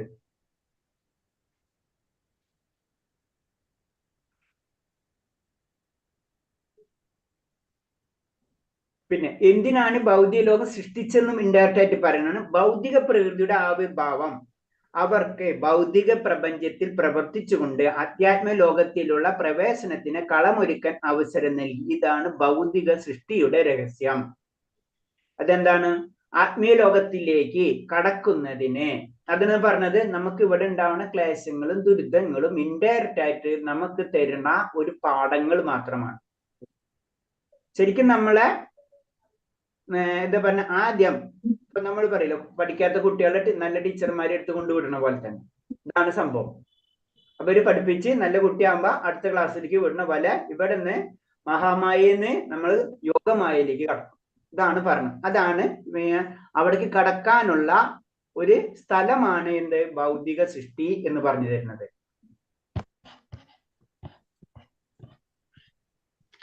അടുത്ത ശ്ലോകം. കാര്യകാരണ കർത്തൃത്വോ ഹേതു പ്രകൃതരുച്യതേ പുരുഷ സുഖ ദുഃഖാനാം ഭോക്തേ ഹേതുരുച്യതേ. ഭൗതികമായ എല്ലാ കാരണങ്ങൾക്കും ഹേതു പ്രകൃതിയാണെന്നും ഈ ലോകത്തിൽ വിവിധ സുഖദുഃഖങ്ങൾ ഹേതു ജീവസത്തയാണെന്നും പറയപ്പെടുന്നു. അപ്പൊ ഭൗതികമായ എല്ലാ കാര്യങ്ങൾക്കും ഹേതു പ്രകൃതി, ഭൗതികം അല്ലെ, അത് എല്ലാത്തിനും കാരണം. അപ്പൊ രണ്ട് ശക്തികളാണ് ഈ ഭൗതിക ലോകത്തുള്ളത്. ഭൗതിക ലോകത്ത് അതിലെന്താണ്? നമ്മളും പ്രകൃതിയും അല്ലെ. ഇപ്പൊ ഞാൻ ശരീരം, ശരീരം എന്ന് പറഞ്ഞാൽ ഭൗതിക പ്രകൃതി. ആത്മാവ് എന്ന് പറയുമ്പോൾ ഞാൻ. അപ്പൊ ആത്മാവും ഭൗതിക പ്രകൃതിയാണ് ഈ ലോകത്തിൽ വിവിധ സുഖ ദുഃഖങ്ങൾക്ക് ഹേതു. ഇപ്പൊ ഞാനിവിടെ ഇല്ല എന്ന് പറഞ്ഞു കഴിഞ്ഞാൽ, പിന്നെ ഞാൻ മരിച്ചു സപ്പോസ്, അപ്പൊ എനിക്ക് സുഖ ദുഃഖങ്ങളില്ല അല്ലെ. ഞാൻ സുഖ ദുഃഖങ്ങൾ അനുഭവിക്കണം എങ്ങനെയാണ്? ഞാൻ ജീവനുണ്ട്, ജീവനുള്ളപ്പോഴും ഞങ്ങൾ സുഖ ദുഃഖങ്ങൾ അനുഭവിക്കുന്നത് ശരീരം കൊണ്ടല്ലേ. അപ്പൊ ശരീരവും ആത്മാവുമാണ് ഈ ലോകത്തിന്റെ നിലനിൽപ്പ് എന്ന് പറഞ്ഞത്. അപ്പൊ അതെന്താണ്? അതാണ് എല്ലാ സുഖ ദുഃഖങ്ങൾക്കും കാരണം എന്ന് പറഞ്ഞത്.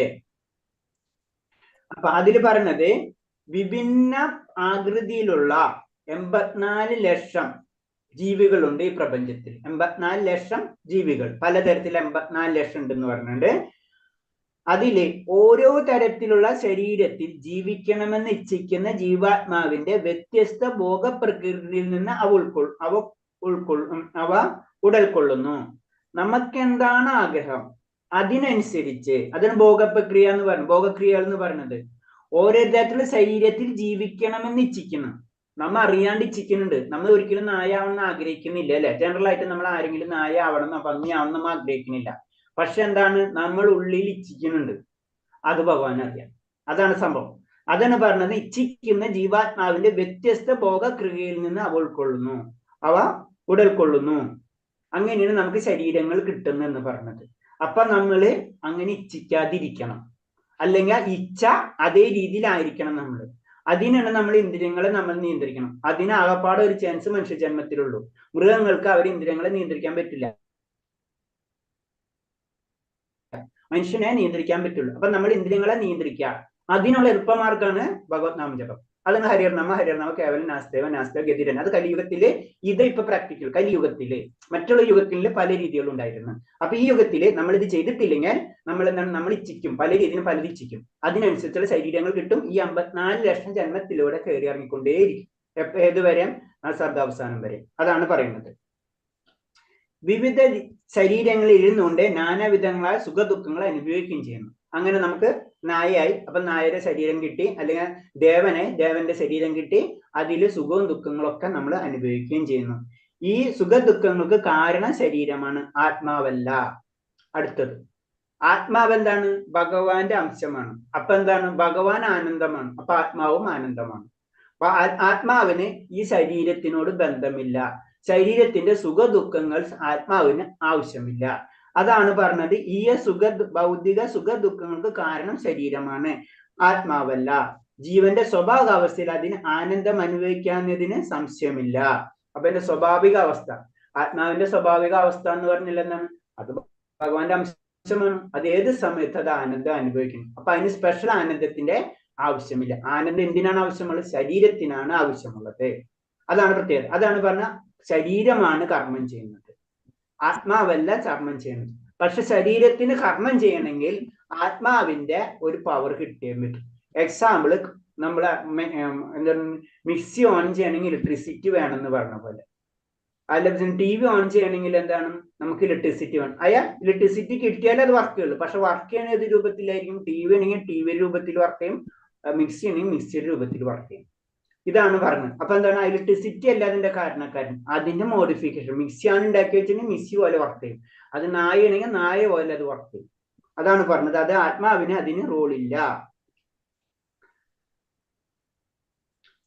പിന്നെ ഇന്ദ്രിയങ്ങൾ മൂലമാണ് ഈ ശരീരം ഉണ്ടായതെന്ന് പറഞ്ഞാൽ തെറ്റില്ല. ആഗ്രഹ നിവൃത്തിക്കുള്ള ഉപകരണമത്ര ഇന്ദ്രിയങ്ങൾ. ശരീരവും അതിന്റെ ഉപകരണങ്ങളെ ഇന്ദ്രിയങ്ങളും ഭൗതിക പ്രകൃതിയുടെ ഉപഹാരങ്ങളാണ്. സത്യത്തിൽ പറഞ്ഞത്, ഇൻഡയറക്റ്റ് ആയിട്ട് പറഞ്ഞത് ഇന്ദ്രിയങ്ങളാണ്. ഇന്ദ്രിയങ്ങൾ എന്താണ്? നമ്മളെ ആഗ്രഹം പൂർത്തീകരിക്കാനുള്ള കാര്യങ്ങളാണ് അല്ലെ? അപ്പൊ ഇന്ദ്രിയങ്ങളാണ് നമുക്ക് എന്താണ്? നമുക്കൊരു ശരീരം ഉണ്ടാക്കി തരുന്നെന്നാ പറയുന്നത്. അതാണ് പറഞ്ഞത്. അപ്പൊ എന്താണ്? ബാക്കി അതിനനുസരിച്ച് ആ ശരീരം കിട്ടി നമുക്ക്. അപ്പൊ ഭൗതിക പ്രകൃതിയുടെ ഉപഹാരമാണ്. അതിന്റെ ഉപകരണങ്ങളായ ഇന്ദ്രിയങ്ങളും ഭൗതിക പ്രകൃതി ഉപഹാരങ്ങളാണ്. നമുക്ക് എന്തെങ്കിലും ആസ്വദിക്കണമെങ്കിൽ, നായനെ പോലെ നമുക്ക് ആസ്വദിക്കണമെങ്കിൽ, നായ്ക്ക് ഏത് സെൻസിന് കൂടുതൽ വേണ്ടത് അത് ഭൗതിക പ്രകൃതി കൊടുക്കും. അപ്പൊ നായനെ പോലെ നമുക്ക് ആസ്വദിക്കാം, അല്ലെങ്കിൽ ദേവനാണെങ്കിൽ ദേവനെ പോലെ ആസ്വദിക്കാം. തന്റെ ആഗ്രഹങ്ങളും പ്രവർത്തിക്കും അനുസരിച്ചാണ് ഓരോ വ്യക്തിയും ഭൗതിക പ്രകൃതിയുടെ തനതായ വാസസ്ഥലങ്ങളിൽ എത്തിക്കുന്നത്. നമ്മുടെ ആഗ്രഹങ്ങളും നമ്മുടെ കർമ്മങ്ങളും നമ്മളെ പ്രവൃത്തികളും ഇത് രണ്ടും കൂടെ കണക്ട് ചെയ്തിരിക്കുന്ന പറഞ്ഞു. നമ്മൾ ആഗ്രഹിച്ചിട്ട് കാര്യമില്ല, നമ്മൾ അതിനനുസരിച്ച് പ്രവർത്തികളും ചെയ്തുകൊണ്ടിരിക്കും. കർമ്മങ്ങളും നമ്മൾ അറിയാതെയും അതിനനുസരിച്ച് പ്രവർത്തിച്ചുകൊണ്ടിരിക്കും. നമ്മ പറയും നമ്മ അത് ചെയ്യണില്ല എന്ന്, പക്ഷെ നമ്മ അറിയാണ്ട് അത് പ്രവർത്തിച്ചുകൊണ്ടിരിക്കുകയാണ്.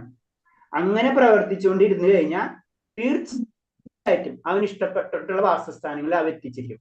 അത് നായയുടെ വാസസ്ഥലമാണ്, നായിലേക്ക് പോകും. അവന്റെ വാസസ്ഥാനം ദേവന്റെ വാസസ്ഥാനം ദേവന്റെ പോകും. ഭഗവാന്റെ വാസസ്ഥലത്തേക്കാണെങ്കിൽ ഭഗവാന്റെ വാസസ്ഥലത്തേക്ക് പോകും. സ്വന്തം വാസസ്ഥാനങ്ങളെയും തനുഭവിക്കുന്ന സുഖ ദുഃഖങ്ങളെയും ഓരോ ജീവിയും സ്വയം തിരഞ്ഞെടുക്കുകയാണ്. നമ്മൾ തന്നെയാണ് തിരഞ്ഞെടുക്കുന്നത് ഏത് ജന്മം വേണമെന്നുള്ളത്. അതാണ് പറഞ്ഞത്, സ്വയം തിരഞ്ഞെടുക്കുകയാണ്. ഒരു പ്രത്യേകതരം ശരീരം സ്വീകരിച്ച ശേഷം ജീവൻ അതീതനായി തീരുന്നു. പക്ഷെ എന്താണ്? ഒരു ശരീരം കിട്ടിക്കഴിഞ്ഞാൽ, നായയുടെ ശരീരം കിട്ടിക്കഴിഞ്ഞാൽ പിന്നെ കൺട്രോൾ ചെയ്യുന്നത് എന്താണ്? ആ പ്രകൃതി തന്നെയാണ്. നായ്ക്ക് പിന്നെ നായയുടെ സ്വഭാവം അല്ലാതെ ആനയുടെ സ്വഭാവം കാണിക്കാൻ പറ്റില്ല. അത് പ്രകൃതിയുടെ കൺട്രോളായി. അതെന്താണ്? നായായി മാറിക്കഴിഞ്ഞത്. അതാണ് പ്രത്യേകത. അതാണ് അത് പറഞ്ഞത്. ശരീരം ഭൗതികമാകിയാൽ അതിന് ഭൗതിക നിയമങ്ങൾ അനുസരിച്ച് വേണം പ്രവർത്തിക്കാൻ. അതിന് നായായി കഴിഞ്ഞാൽ നായ്ക്ക് അനുസരിച്ച്, നായയുടെ ഭൗതിക പ്രകൃതിയാണ് നായനെ സൃഷ്ടിച്ചത്. മിക്സിയുടെ കാര്യം പറഞ്ഞ പോലെ. പിന്നെ എന്താ? അത് അതേപോലെ തന്നെ വർക്ക് ചെയ്യുള്ളൂ. അതിന് പിന്നെ ഒരു ഓപ്ഷൻ ഇല്ല, അത് അങ്ങനെ തന്നെ വർക്ക് ചെയ്യും. തത്സമയം ആ നിയമത്തെ ലംഘിക്കാനുള്ള ശക്തി ജീവശക്തിക്കില്ല. നായയുടെ ഉള്ളിൽ പെട്ട് കഴിഞ്ഞാൽ പിന്നെ നായയുടെ സ്വഭാവം നമ്മൾ കാണിച്ചിരിക്കും. നായായി മാറിയാൽ മതി. അല്ലെങ്കിൽ ദേവനായി കഴിഞ്ഞാൽ ദേവന്റെ സ്വഭാവം നമ്മൾ കാണിച്ചിരിക്കും. ഒരു ജീവാത്മാവൻ, അതിൽ തന്നെ പറഞ്ഞു, ഒരു ജീവാത്മാവിനെ നായയുടെ ശരീരത്തിൽ പ്രവേശിച്ചു എന്ന് കരുതുക. നമ്മൾ ഒരു ജീവാത്മാവ് നായയുടെ ശരീരത്തിൽ പ്രവേശിച്ചു എന്ന് കരുതുക. ഉടനെ തന്നെ ആ ജീവൻ നായയെ പോലെ പ്രവർത്തിച്ചു തുടങ്ങും. കറണ്ട് മിക്സി കറണ പോലെ. പിന്നെ നായനെ പോലെ പ്രവർത്തിച്ചു തുടങ്ങും. ഒരു ദേവന്റെ ശരീരത്തിൽ പ്രവേശിക്കപ്പെട്ട ജീവാത്മാവ് ദേവോചിതമായി പെരുമാറിനിടയായി വരും. അപ്പൊ ദേവന്റെ ശരീരത്തിൽ കഴിഞ്ഞാൽ ദേവനെ പോലെ പ്രവർത്തിക്കും. ഇതാണ് സത്യം. ഞാൻ കുറച്ച് ഡീറ്റെയിൽ ആയിട്ട് പറഞ്ഞത് വളരെ നമ്മൾ ശരിക്കും മനസ്സിലാക്കേണ്ട ഒരു പോയിന്റ് ആണിത്. അപ്പൊ ഇത് ഞാൻ അങ്ങോട്ട് ഒരു ക്രോസ് ക്വസ്റ്റ്യൻ ചോദിക്കാം. അപ്പോ നമ്മളെ ശരീരമാണ് ഇതെല്ലാം ചെയ്യിക്കുന്നത്, ആത്മാവ് ഒന്നും ചെയ്യിക്കണില്ല. ആത്മാവ് തെറ്റുകാരനല്ല അല്ലെ? അപ്പൊ ഈ അനുഭവിക്കുന്നത് ആരാണ്? നമ്മളെ രീതിയിൽ നമ്മൾ പറയില്ല, നമ്മൾ അനുഭവിക്കുന്നത് നമ്മൾ തന്നെയാണ്. അപ്പൊ ഈ അനുഭവിക്കുന്നത് പിന്നെ ആരാണ്? അല്ല, ഞാൻ ചോദിക്കണം, പറയും ഞാൻ എന്തൊക്കെ അനുഭവിക്കണം, ഞാൻ എന്തൊക്കെ വിഷമിക്കണം, ഞാൻ എന്തൊക്കെ സുഖം അനുഭവിക്കണം, ഇതൊക്കെ പറയും. ഇപ്പൊ ഈ അനുഭവിക്കുന്നത് പിന്നെ ആരാ? പിന്നെ ശരീരമല്ലേ അനുഭവിക്കുന്നത്? ശരീരം തന്നെ. അത് നമ്മളെ മൈൻഡ് കൺഫേം ചെയ്യിക്കണം. ശരീരമാണ് ഇതൊക്കെ അനുഭവിക്കുന്നത്. അതിന് ആത്മാവ് ഇതൊന്നും അനുഭവിക്കുന്നില്ല. ആത്മാവ് സച്ചിദാനന്ദമാണ്. സാധനത്തിന് ചുറ്റുപാടുള്ള ശരീരത്തിൽ ബാക്കിയുള്ള സാധനങ്ങൾ എടുത്തു കളയാനാണ് ആത്മാവ് ആഗ്രഹിക്കുന്നത്. എന്തിന്? ഭഗവാനായിട്ട് കണക്ട് ചെയ്യണം. അതിലേക്ക് നമ്മൾ അതിൽ നിന്ന് വിട്ടു പോന്നിട്ടുള്ളതാണ്. അപ്പൊ എന്താണ്? ആത്മാവ് എപ്പോഴും അതിലേക്ക് കണക്ട് ചെയ്യാണ്. അപ്പൊ അതിനു വേണ്ടി എന്തൊക്കെ മാർഗങ്ങളുണ്ട് അത് അന്വേഷിച്ചുകൊണ്ടിരിക്കുക. അതിന് വേറെ പെട്ടെന്ന് ഞാൻ പറഞ്ഞിട്ടുണ്ടെന്ന് അറിയാം നിങ്ങളോട്. പെട്ടെന്ന് വേറെ രീതി പറയുന്നത് വെച്ച് കഴിഞ്ഞാൽ, ഒരു ഉത്സവ പറമ്പില് ഒരു ചെറിയ കുട്ടി, ഒരു 3 വയസ്സ് 4 വയസ്സ് കുട്ടി, ആ കുട്ടി കൂട്ടം തെറ്റിപ്പോയി നിൽക്കാം. കൂട്ടം തെറ്റിപ്പോയി കഴിഞ്ഞാൽ അത് കരയാൻ തുടങ്ങി അല്ലെ? ജനറലായിട്ട് കരയാൻ തുടങ്ങും. അങ്ങനെ കരഞ്ഞുകൊണ്ടിരിക്കുമ്പോൾ തന്നെ ചുറ്റുപാടുള്ള ആൾക്കാർ ചോദിക്കും, എന്താ മോനെ എന്ത് പറ്റിയെന്ന് ചോദിക്കും. അപ്പൊ ചിലര് കരച്ചു നിർത്താൻ വേണ്ടി വേറെ എന്തെങ്കിലുമൊക്കെ വാങ്ങിച്ചു കൊടുക്കും. കരച്ചു നിൽക്കാൻ അമ്മനെ വിളിച്ചുകൊണ്ട് വരാൻ സമാധാനിക്കുന്നൊക്കെ പറഞ്ഞ് കരച്ചു. അതൊക്കെ സാധനം കിട്ടിക്കഴിഞ്ഞ് കുറച്ചു നേരം ആ കളിപ്പാട്ടൊക്കെ ഒന്ന് നോക്കി എന്തെങ്കിലും നോക്കുമ്പോ വീണ്ടും കരച്ചിൽ തുടങ്ങുന്നത്. അത് കളയും, കരച്ചിൽ തുടങ്ങും അല്ലെ. അതിന്റെ അന്വേഷണം എന്താ? അമ്മനെയാണ്. ഇത് തന്നെയാണ് നമ്മുടെ അവസ്ഥ. മനസ്സിലായി? നമുക്ക് എന്താണ് ഒന്നിനും സന്തോഷം കിട്ടാത്തത്? നമ്മളെ അന്വേഷണം പൂർത്തീകരിക്കുന്നില്ല. ഭഗവാനെ കിട്ടാത്തോടത്തോളം കാലം നമ്മൾ ഇങ്ങനെ അന്വേഷിച്ചുകൊണ്ടിരിക്കും, നമ്മളിങ്ങനെ കരഞ്ഞുകൊണ്ടിരിക്കും. ചില സമയത്ത് ചെറിയ ചെറിയ എന്താ പറഞ്ഞ കുട്ടികൾക്ക് കിട്ടണ പോലെ എന്തെങ്കിലുമൊക്കെ സാധനം കിട്ടും, കുറച്ചു നേരം നോക്കും, മനസ്സിലായ അപ്പൊ തന്നെ പോകും, പിന്നെ കിട്ടൂല. പിന്നെ അടുത്ത് പിന്നെ ആരെങ്കിലും എന്തെങ്കിലും കിട്ടും, അപ്പൊ വിചാരിക്കും അതാണ് സന്തോഷം എന്ന് വിചാരിക്കും, അതാണ് അമ്മ എന്ന് വിചാരിക്കും, അതും കിട്ടൂല, വീണ്ടും പോകും. ഇതിങ്ങനെ കറങ്ങിക്കൊണ്ടിരിക്കുക എന്ന് പറയുന്നത്. അപ്പൊ കുട്ടീനെ സംബന്ധിച്ച് അവൻ എന്താണ്? അവന്റെ ബന്ധം എന്ന് പറയുന്നത് അമ്മയായിരിക്കും. അതേപോലെ തന്നെ നമ്മുടെ ബന്ധം പറഞ്ഞാൽ ആത്മാവിനായി ഭഗവാനായിട്ടാണ്. ഈ ബന്ധം ഏതുവരെ ഇല്ല അതേവരെ ഈ ക്ലേശങ്ങൾ നമ്മൾ അനുഭവിച്ചുകൊണ്ടിരിക്കുന്ന പറയുന്നത്. പിന്നെ നമ്മള് അതിനനുസരിച്ചുള്ള ജീവിതക്രമങ്ങൾ ഉണ്ടാക്കുന്ന അനുസരിച്ച് ഒരു ശരീരത്തിൽ നിന്ന് മറ്റൊരു ശരീരത്തിലേക്ക് ഇങ്ങനെ പോയിക്കൊണ്ടിരിക്കും. അതാണ് ഇതിൽ പറയുന്നത്. അപ്പൊ ശരീരമാണ് ഇതിന്റെ കാരണം. അത് ഞാൻ ശരീരമല്ല എന്ന് നമ്മൾ ഉറപ്പിക്കുക. അതിന് ലാസ്റ്റ് പറഞ്ഞപ്പോൾ ഞാൻ ശരീരമല്ല, ഞാൻ ശരീരമാണെന്ന് എനിക്ക് പറയാൻ പറ്റില്ല. ഞാൻ ഒരു 10 വർഷമുള്ള ശരീരമായിരിക്കില്ല ഇന്നത്തെ അല്ലെ. അപ്പൊ ഞാനെവിടെ? ഞാനാണ് ശരീരം എന്ന് ഞാൻ ചിന്തിച്ചാലും തെറ്റാണ്. ജനറൽ വ്യൂല് അല്ലെ. നമുക്ക് 5 വയസ്സുള്ള ശരീരമാണോ ഇപ്പോഴത്തെ ശരീരം? അല്ല. അപ്പൊ ഞാൻ എങ്ങനെ ശരീരം എന്ന് പറയാൻ പറ്റും? ഞാൻ ശരീരമല്ല, മനസ്സിലായേ? എന്റെ കണ്ണ്, അപ്പൊ ഞാൻ എപ്പോഴും വേറെയാണ്, എന്റെയാണ് കണ്ണ്, മനസ്സിലായേ? അപ്പൊ ഞാനെവിടെ? ഇതാണ്. ഇങ്ങനെ നമ്മൾ ചിന്തിച്ച് പോകുമ്പോഴാണ് ഓരോ കാര്യങ്ങളിലേക്ക് നമുക്ക് കടക്കുന്നത്. ഓക്കെ, കുറച്ച് നിങ്ങൾക്ക് എന്തൊക്കെ വരുന്നില്ലേ? അത് ഞാനും ഹരേ കൃഷ്ണ. ഓക്കെ, അടുത്ത ശ്ലോകത്തിലേക്ക് കടക്കാം. പുരുഷം പ്രകൃതിസ്ഥോയി ഭുക്ത പ്രതിജ്ഞാൻ ഗുണാൻ കാരണം ഗുണസംഖ്യസ്യ സദസത്തോ യോനി ജന്മസു. ഭൗതിക പ്രകൃതിയിൽ ജീവാത്മാവ് പ്രകൃതിയിലെ ത്രിഗുണങ്ങൾ അനുഭവിച്ചുകൊണ്ട് ജീവിത രീതി കൈക്കൊള്ളുന്നു.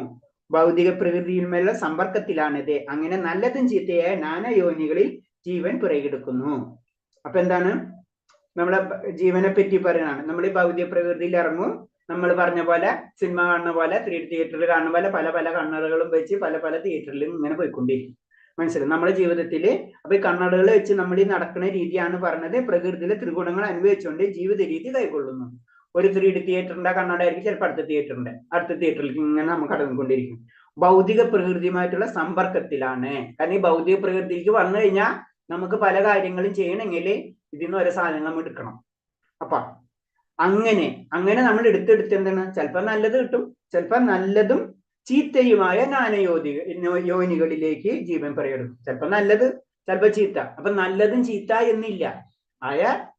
നമ്മളെ എന്തിലേക്കാണ് സമ്പർക്കം, അതായിട്ട് നമ്മൾ മാറാണ്. അതാണ് പ്രശ്നം. അത് പെർമനന്റ് അല്ല. കാരണം അവിടെ ചെന്ന് നോക്കുമ്പോൾ കുറെ കാലം കഴിഞ്ഞപ്പോ അത് പോരാന്ന് തോന്നും. അപ്പൊ നമ്മൾ അടുത്ത് മാറിപ്പോകും. മനുഷ്യജന്മത്തിന് മാത്രം തിരിച്ചറിയാൻ പറ്റുള്ളൂ എന്ന് പറയും. അതേവരെയും കർമ്മചക്രങ്ങൾ പൂർത്തീകരിക്കുകയാണ്. മനുഷ്യജന്മത്തിൽ എത്തിക്കഴിഞ്ഞ് കർമ്മചക്രങ്ങൾ കഴിഞ്ഞു. നമ്മുടെ മനുഷ്യജന്മത്തിൽ മാത്രം മുന്നിലേക്ക് പോകാൻ പറ്റുള്ളൂ. അതാണ് പ്രത്യേകം. നമുക്ക് താഴത്തേക്കും പോകാം, മുന്നിലേക്കും പോകാം. മനുഷ്യജന്മത്തിന്റെ പ്രത്യേകതയാണ്. ബാക്കിയുള്ള ജീവജാലങ്ങൾക്ക് അവർക്ക് കർമ്മബലം ഇല്ലേ? അവർക്ക് കർമ്മബലം ഉണ്ട്. ഇപ്പൊ നമ്മൾ പറയില്ല, ഒരു നായ ഒരു ഏതെങ്കിലും കടിച്ചു മുറിച്ച് കഴിച്ചെന്നൊക്കെ വിചാരിക്കും. അപ്പൊ അതിന് കർമ്മബലം ഇല്ലേ? കർമ്മബലം ഉണ്ട്. അത് ആദ്യം തന്നെ മിസ്റ്റേക്ക് ആണ്. അതാണ് അവർക്ക് കർമ്മബലം ഇല്ല. മനുഷ്യന് മാത്രമേ കർമ്മബലം ഉള്ളൂ. അത് ആദ്യം തന്നെ മനസ്സിലാക്കണം. നമുക്ക് വിവേചിക്കാനുള്ള ശക്തിയുള്ളൂ. അവരെന്ന് പറഞ്ഞത് അവർക്ക് അത് അറിയില്ല. തെറ്റോ ശരിയെന്ന് അറിയില്ല. അവർക്ക് ജീവിക്കുക എന്ന് മാത്രമുള്ള ചിന്താഗതി ഉള്ളൂ. അവർക്ക് കർമ്മബലം ഇല്ല. മനുഷ്യന് മാത്രം അവര് കർമ്മചക്രം കംപ്ലീറ്റ് ചെയ്തുകൊണ്ടിരിക്കുക. അവര് ചെയ്തിട്ടുള്ള എന്താണെന്ന് വെച്ച് കഴിഞ്ഞാൽ ഇപ്പൊ എന്താ പറയുക, നായായിട്ട് ജീവിക്കാൻ ആഗ്രഹിച്ചു. നമ്മൾ നായ അല്ലെങ്കിൽ ദേവനായിട്ട് ഏതാണെങ്കിലും. അപ്പൊ നായരെ ആഗ്രഹിച്ചു, നായിരിക്കുമ്പോ പോയി. പിന്നെ നായത്തെ അത് കഴിഞ്ഞു. പിന്നെ അതിന്റെ വേറെ എന്തെങ്കിലും കർമ്മചക്രങ്ങൾ ബാലൻസ് ഉണ്ടെങ്കിൽ ആ കർമ്മചക്രങ്ങൾ മുഴുവനും പൂർത്തീകരിച്ചിട്ട് നമ്മൾ വീണ്ടും നമ്മൾ എന്താണ് മനുഷ്യനായിട്ട് ജീവിക്കും. അപ്പൊ അതിനു മുന്നേ ശരിക്കും അതിനെ കൂടെ ഒരു കാര്യം കൊണ്ട് പറഞ്ഞാൽ ആദ്യം മനുഷ്യ ജന്മത്തിന് മുന്നേ പശു എന്ന് പറയുന്നത്. അത് കഴിഞ്ഞിട്ടാണ് മനുഷ്യൻ ജനിക്കാന്ന് പറഞ്ഞത്, മനുഷ്യജന്മം കിട്ടാന്ന് പറഞ്ഞത്. മനുഷ്യജന്മം കിട്ടിയാൽ മനുഷ്യജന്മന് മാത്രമേ ആത്മസാക്ഷാത്കാരം കിട്ടുള്ളൂ. അത് കാരണം കൊണ്ട് മനുഷ്യന് മാത്രമേ കർമ്മഫലങ്ങളുള്ളൂ. മറ്റുള്ളൊരു ജീവികൾക്കും കർമ്മഫലങ്ങളില്ല. അവർക്ക് തെറ്റ് ശരി എന്നില്ല. കടുവ എന്താണ് മാനിനെ പിടിച്ച് കഴിക്കാം, അതിനൊരു തെറ്റില്ല. നമുക്ക് മാനിനെ പിടിച്ച് കഴിക്കാൻ പറ്റില്ല. അപ്പൊ ഇത് തന്നെ ചോദിക്കുക, കടുവ പിടിച്ച് കഴിക്കണല്ലേ, അപ്പൊ നമുക്ക് എന്ത് പിടിച്ച് കഴിച്ചിട്ടുണ്ട്? നമുക്ക് ഇല്ല. നമുക്ക് കർമ്മഫലം കിട്ടും. അവരെ ചക്രത്തിനുള്ളിൽ, ആ നിയമത്തിനുള്ളിൽ തന്നെയാണ് അവർ ജീവിക്കുന്നത്. അതിന്റെ അപ്പുറത്തേക്ക് അവർ കടക്കണില്ല. അതാണ് അവർക്ക് കർമ്മഫലങ്ങളില്ല, നമുക്ക് കർമ്മഫലങ്ങളുണ്ട് എന്ന് നമ്മൾ മനസ്സിലാക്കണം. അപ്പൊ പ്രഭുജി, നമുക്ക് മനുഷ്യജന്മത്തിനും പിന്നെ മനുഷ്യനായി തന്നെ ജനിക്കുന്നില്ലേ? ഉവ്വ, തീർച്ചയായിട്ടും ഉണ്ട്. മനുഷ്യനായിട്ട് ജനിക്കും. കാരണം എന്ന് വെച്ച് കഴിഞ്ഞാൽ നമുക്ക് മനുഷ്യനായിട്ട് ജനിക്കണം എന്നുള്ള രീതിയിൽ തന്നെ കർമ്മഫലം. അപ്പൊ നമ്മളോട് നമ്മൾ തന്നെ പറഞ്ഞെന്താണ്, നമ്മൾ നാമജപങ്ങളൊക്കെ ചെയ്ത് കഴിഞ്ഞാൽ അറ്റ്ലീസ്റ്റ് നമ്മളിന്ന് താഴത്തുള്ള ജന്മങ്ങളിലേക്ക് പോകാനുള്ള സാധ്യത കുറവാണ്. അപ്പൊ നിങ്ങൾക്ക് അത് വന്നില്ല, ശ്ലോകം വന്നിട്ടുണ്ടല്ല. കാരണം നമ്മൾ ഉന്നത കുലങ്ങളിൽ ജനിക്കുന്നൊക്കെ നമ്മൾ പഠിച്ചല്ലേ, മനസ്സിലായില്ലേ? അപ്പൊ നമ്മൾ മുന്നിലേക്ക് പോകും. ഉന്നത കുലങ്ങൾ നമുക്ക് പരിപൂർണമായിട്ടില്ലെങ്കിൽ നമ്മൾ കുറച്ചും കൂടെ ഭക്തിപരമായിട്ടുള്ള നമ്മുടെ ഉള്ളിൽ അത്ര ആഗ്രഹങ്ങളുണ്ട്, നമുക്കത് പരിപൂർണത ആക്കാൻ പറ്റിയിട്ടില്ലെങ്കിൽ നമ്മൾ അടുത്ത ജന്മം അങ്ങനത്തെ ജീവിത രീതി കൈക്കൊള്ളാനുള്ള ജന്മങ്ങൾ നമുക്ക് ലഭിക്കും. മനസ്സിലായി? അതാണ് പറഞ്ഞത്. നമ്മൾ കുറച്ചെങ്കിലും ആത്മീയമായിട്ടുള്ളത് ഭഗവാന്റെ കാര്യങ്ങൾ ചെയ്യണം എന്ന് പറഞ്ഞൊരു കാര്യം അതാണ്. നമുക്ക് എങ്ങനെ വേണമെങ്കിലും ജീവിക്കാം. ഭഗവാൻ പറയുന്നുണ്ട് ലാസ്റ്റ്. ഞാനിതൊക്കെ പറഞ്ഞു നിന്റെ ഇഷ്ടം, മനസ്സിലായോ?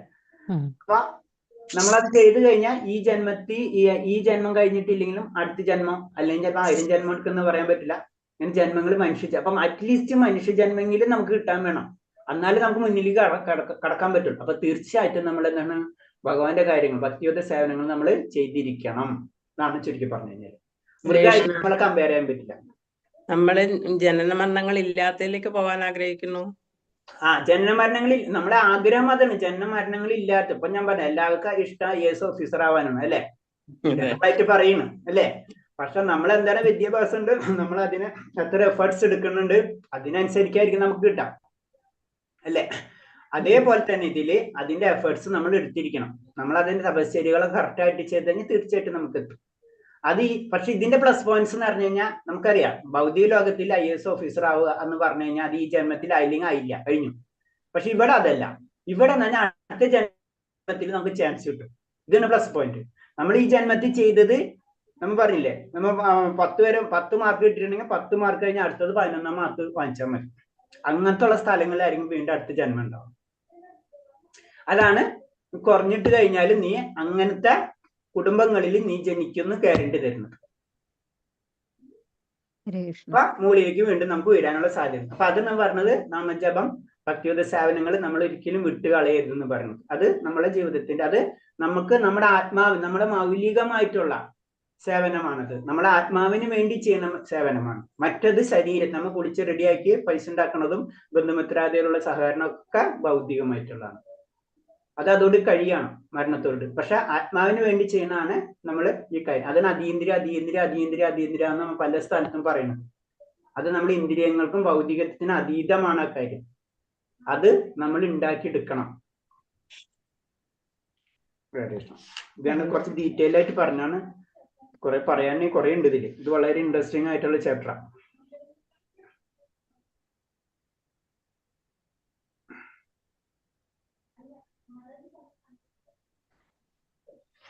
ഓക്കെ. ഭൗതിക തൃഷ്ണയുടെ പ്രേരണ മൂലം ജീവാത്മാവ് ചിലപ്പോൾ ദേവനായും ചിലപ്പോൾ മനുഷ്യനും മറ്റു ചിലപ്പോൾ വന്യമൃഗവും ആയേക്കാം. നമുക്ക് എന്താണ് ഭൗതിക പ്രകൃതി എന്ന് പലതരം ആഗ്രഹങ്ങൾ വന്നു കഴിഞ്ഞാൽ അതിനനുസരിച്ചുള്ള കാര്യങ്ങളൊക്കെ നമുക്ക് ലഭിച്ചുകൊണ്ടിരിക്കും.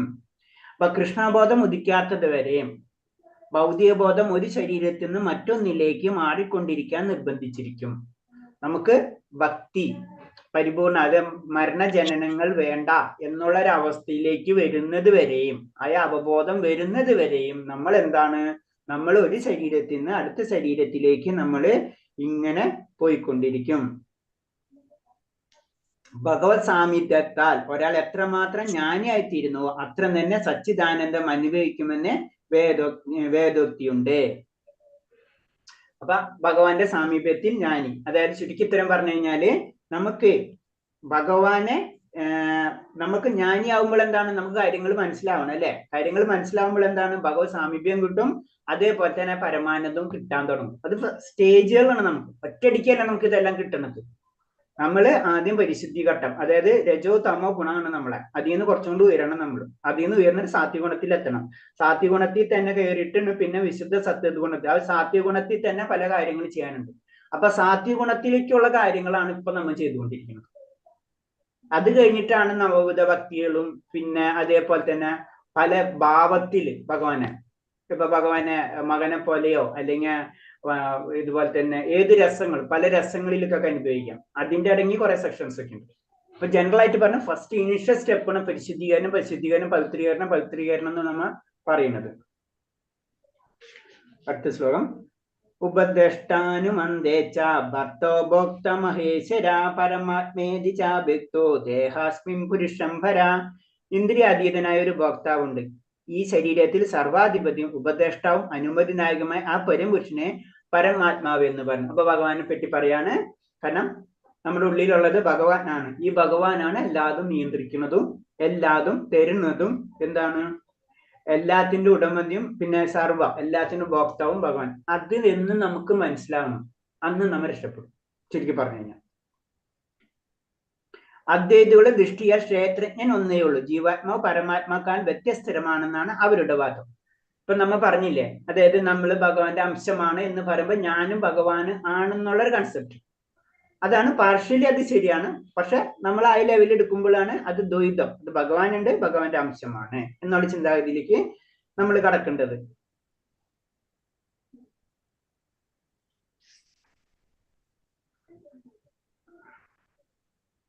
പിന്നെ നമ്മുടെ എന്തുകൊണ്ടാണ് നമ്മളിങ്ങനെ മുന്നിലേക്ക് പോകാത്തത്, നമുക്ക് അറിഞ്ഞിട്ട് നമ്മൾ എന്തുകൊണ്ടാണ് മുന്നിലേക്ക് പോകാത്തതെന്ന് പറഞ്ഞാണ്. പ്രകൃതിയെ സ്വാധീനിക്കാനുള്ള ശ്രമത്തിൽ ഭഗവത് നിർദ്ദേശത്തെ തള്ളിക്കളഞ്ഞ് തന്നിഷ്ടപ്രകാരം പ്രവർത്തിക്കാനുള്ള പ്രവണതയുണ്ട് ജീവൻ. ഈ പ്രവണത ഉള്ളത് കൊണ്ടാണ് അതിന് ഭഗവാന്റെ തടസ്സ ശക്തി എന്ന് പേര് വന്നതും. ജീവാത്മാവിനെ ഭൗതിക ശക്തിയിലേക്കോ ആത്മാശക്തിയിലോ നിലയുറപ്പിക്കാൻ കഴിയും. അപ്പൊ നമുക്കൊരു സ്വാതന്ത്ര്യം ഭഗവാൻ തന്നിട്ടുണ്ട്.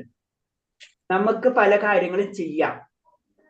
അതാരണം കൊണ്ടാണ് പല നിർദ്ദേശങ്ങളും നമുക്ക് സെലക്റ്റീവ് ആണ്. നമുക്ക് എന്ത് വേണമെങ്കിലും എടുക്കാം. അതിനുള്ള സ്വാതന്ത്ര്യം തന്നിട്ടുള്ളത് കൊണ്ട് നമുക്ക് ഭൗതിക ലോകത്തിലും വേണമെങ്കിൽ നിൽക്കാം, നമുക്ക് ആത്മീയ ലോകത്തിലേക്കും വേണമെങ്കിലും പോകാം. നമ്മളെ ചോയ്സാണ്. അതാണ് പറയുന്നത്. നമുക്ക് പക്ഷെ എന്താണ്, നമുക്കിപ്പോ ചുറ്റുപാടുമുള്ളതാണ് എളുപ്പത്തിൽ കിട്ടുന്നത്, അതിൽ നിന്ന് കിട്ടും എന്ന് വിചാരിച്ചിട്ട് നമ്മൾ അതിലേക്ക് ചാടി പോവുകയാണ് ചെയ്യുന്നത്. നമുക്ക് ആത്മീയ ലോകത്തിലേക്കും പോവാം, ഭൗതിക ലോകത്തിലേക്കും പോവാം. ഇത് രണ്ടിന്റെ ഇടയിലാണ് ശരിക്കും നമ്മൾ നിൽക്കുന്നത്. നമുക്ക് ചോയ്സാണ്. ജീവാത്മാവിനെ അധ്യാത്മിക ശക്തിയിലേക്ക് തിരിച്ചു കൊണ്ടുപോകാനാണ് ഭഗവാന്റെ ഔത്സുക്യം. എന്നാൽ തനിക്കുള്ള മിതമായ സ്വാതന്ത്ര്യത്തെ മുൻനിർത്തിക്കൊണ്ട് ജീവൻ അധ്യാത്മിക തേജസ്സിനുള്ള സമ്പർക്കത്തെ തുടർച്ചയായി തള്ളിക്കളയുന്നു. അപ്പൊ ഭഗവാൻ ഉദ്ദേശിക്കുന്നത് ആത്മീയ ലോകത്തിലേക്കാണ്. പക്ഷെ എന്താണ്, നമുക്കൊരു സ്വാതന്ത്ര്യം ഉള്ളത് കൊണ്ട് നമ്മൾ എല്ലാ നിർദ്ദേശങ്ങളും അവഗണിച്ച് നമ്മൾ ഇൻഡിപെൻഡന്റ് ആയിട്ട് ചെയ്യാൻ തുടങ്ങും. ചെറിയ കുട്ടികളെ ശ്രദ്ധിച്ചിട്ടില്ലേ, കുറച്ച് കാര്യങ്ങൾ പറഞ്ഞു കൊടുത്തു കഴിഞ്ഞാൽ അവർ വിചാരിക്കും ഞങ്ങൾക്ക് എല്ലാതും അറിയാമെന്ന്. പിന്നെ അവരവർ ഇഷ്ടത്തിന് നടക്കും. ഇത് തന്നെയാണ് നമ്മുടെ അവസ്ഥ. അപ്പൊ മോനെ ഇതിലേക്ക് കടക്കാൻ പറഞ്ഞു കഴിഞ്ഞാൽ എനിക്കതൊക്കെ അറിയാം, ഞാൻ എന്റെ ഇഷ്ടത്തിന് ചെയ്യുന്ന പറയും. ഇതാണ് നമ്മളെ ഭഗവാനെ നമ്മൾ വെച്ച് കമ്പയർ ചെയ്യുമ്പോ പറയുന്ന കാര്യം അതാണ്.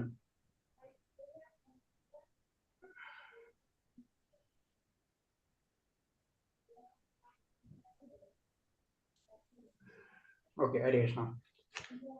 ഞാനൊന്ന് സ്പീഡിൽ പറഞ്ഞു പോവാം. എന്ന് പറഞ്ഞത് 15 തൊട്ടിട്ടല്ലേ എടുത്തത്.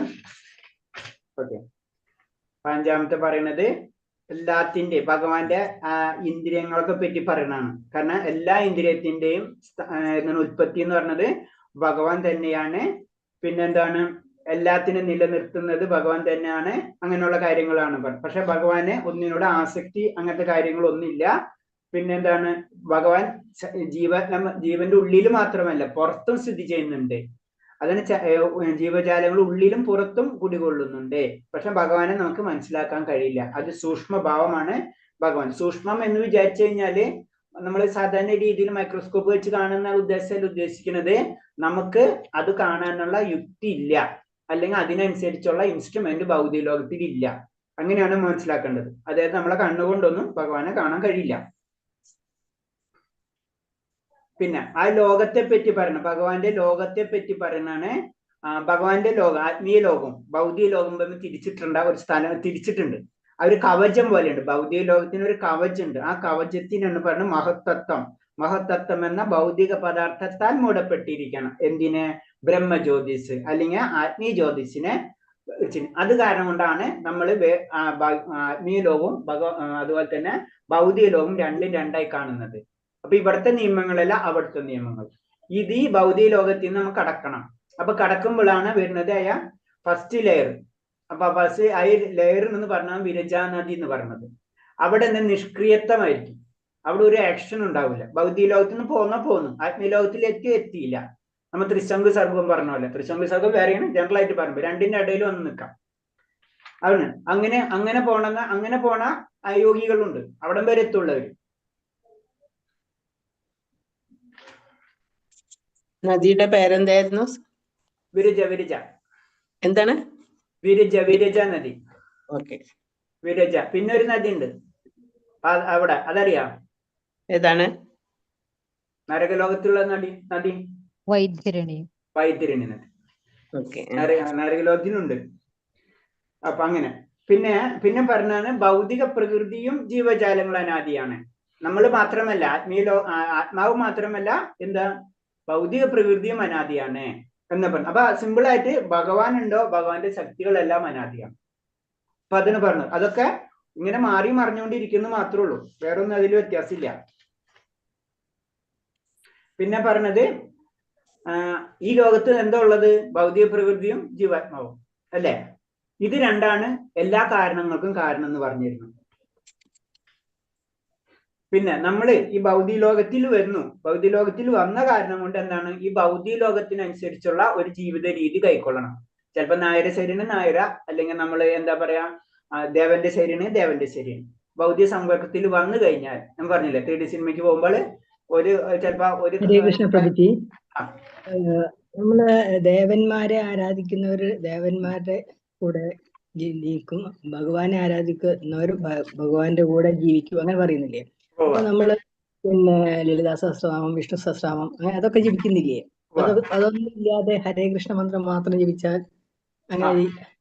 അതാ പറയുന്നത്. ഹരേ കൃഷ്ണ മഹാമന്ത്രം എന്തിന്റെ പ്രത്യേകത? കലിയുഗത്തിന്റെ മന്ത്രം എന്നാണ് കലിസന്ധര ഉപനിഷത്തിലും ബൃഹത്താരായണ ഉപനിഷത്തിലും പറഞ്ഞിട്ടുള്ളത്. ഭഗവാൻ തന്നെ ഹരി എന്നുള്ള നാമമാണ് പറഞ്ഞിട്ടുള്ളത്. 10ാം അധ്യായത്തിൽ നമ്മൾ പഠിച്ചാലേ. അതായത് ഭഗവാന്റെ നാമം യജ്ഞത്തില് നാമമാണെന്നും ഭഗവാൻ പറയുന്നുണ്ട് അല്ലെ? അപ്പൊ കലിയുഗത്തിൽ നാമത്തിന് തന്നെയാണ് പ്രത്യേകത. ഭഗവാന്റെ നാമം ഉച്ചരിക്കാനാണ് പറയുന്നത് അല്ലെ? അപ്പൊ മറ്റുള്ള ദേവതകളെ നാമം ഉച്ചരിക്കാൻ പറയുന്നില്ല. എന്തിനു വേണ്ടി?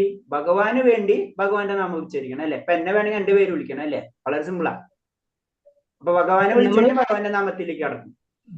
നമ്മൾ പൂജാമുറിയില് വിനായകൻ, ശിവൻ എല്ലാവരും നമ്മൾ പൂജിക്കും. അപ്പൊ അതിന്റെ പക്ഷെ ഒരു കാര്യം കൂടെ നമ്മൾ ചെയ്യും. ശിവൻ ആരാണ്? ഏറ്റവും വലിയ വൈഷ്ണവൻ. അപ്പൊ അങ്ങനെയാണ് ചിന്തിക്കുന്നത്. പിന്നെ ശിവന്റെ പരിശുദ്ധി പറഞ്ഞുണ്ട്. ശിവൻ എന്ന് പറയുമ്പോൾ ഭഗവാന് 100%, ശിവന് 84% പരിശുദ്ധി ഉണ്ട്. ബ്രഹ്മാവിന് 78% പരിശുദ്ധി ഉണ്ട്. അപ്പൊ നമ്മൾ അങ്ങോട്ടേക്കൊക്കെ നമ്മളെ സംബന്ധിച്ച് നമ്മൾ ശിവന്റെ അടുത്തേക്ക് എത്തൂല, ബ്രഹ്മാവിന്റെ അടുത്തേക്ക്. നമ്മൾ ജനറൽ ആയിട്ട് പറയുമ്പോ നമുക്ക് ദേവലോകം തന്നെ കിട്ടുന്നു നമ്മളെ സ്റ്റാൻഡേർഡ് അനുസരിച്ച് നമുക്കറിയില്ല അല്ലെ? നമുക്ക് നമ്മ ആഗ്രഹമുണ്ട്, നമുക്ക് ഭഗവാന്റെ വൈകുണ്ഠ ലോകത്തിലേക്കോ ഗോലോക വൃന്ദാവനത്തിലേക്കോ പോകണം നമുക്ക് ആഗ്രഹമുണ്ട്. പക്ഷെ നമുക്ക് ക്വാളിഫൈഡ് ആയിരിക്കണം. അപ്പൊ പക്ഷെ നമ്മൾ ക്വാളിഫൈഡ് അല്ല എന്ന് വിചാരിച്ചിട്ട് നമ്മൾ ദുഃഖിക്കണ്ട. കാരണം നമ്മൾ കുറച്ചെങ്കിലും ഈ ജന്മത്തിൽ ചെയ്ത് കഴിഞ്ഞാൽ അടുത്ത ജന്മത്തെ അതിൽ കൂടുതൽ ചെയ്യാൻ നമുക്ക് ചാൻസ് ഉണ്ട്. അതാണ് ഏറ്റവും വലിയ ഒരു ബെനിഫിറ്റ്. ബാക്കി എല്ലാതും ഭൗതികമാണ്. അപ്പൊ അത് കാരണം കൊണ്ടാണ് ഈ മന്ത്രം എന്ന് പറയുമ്പോൾ പല മന്ത്രങ്ങളിലും ഓം എന്ന് പറഞ്ഞു, ഓം നമ ശിവായ, ഓം നാരായണ നമ എന്നൊക്കെയാണ് നമ്മൾ പറഞ്ഞു. ഓം എന്ന് സ്റ്റാർട്ട് ചെയ്യുന്നുണ്ട് അല്ലെ? പക്ഷെ ഈ മന്ത്രത്തില് ഓം ഇല്ല അല്ലെ? നമ്മളെല്ലാ മന്ത്രങ്ങളും വേദമന്ത്രങ്ങളിലും ഓം ചെല്ലണം എന്ന് തന്നെയാണ് പറയുന്നത്. എന്നാലേ പരിപൂർണ്ണമാവുള്ളൂ അല്ലെ? പക്ഷെ ഇത് ഓമില്ല. അത് മറ്റുള്ള മന്ത്രങ്ങളിൽ നിന്ന് വ്യത്യസ്തമാണെന്ന് അപ്പൊ തന്നെ നമുക്ക് മനസ്സിലായി. ഇപ്പൊ പൊതുവെ എല്ലാ നാമം വിട്ടിത് മാത്രമായി പോയിട്ടുണ്ട്.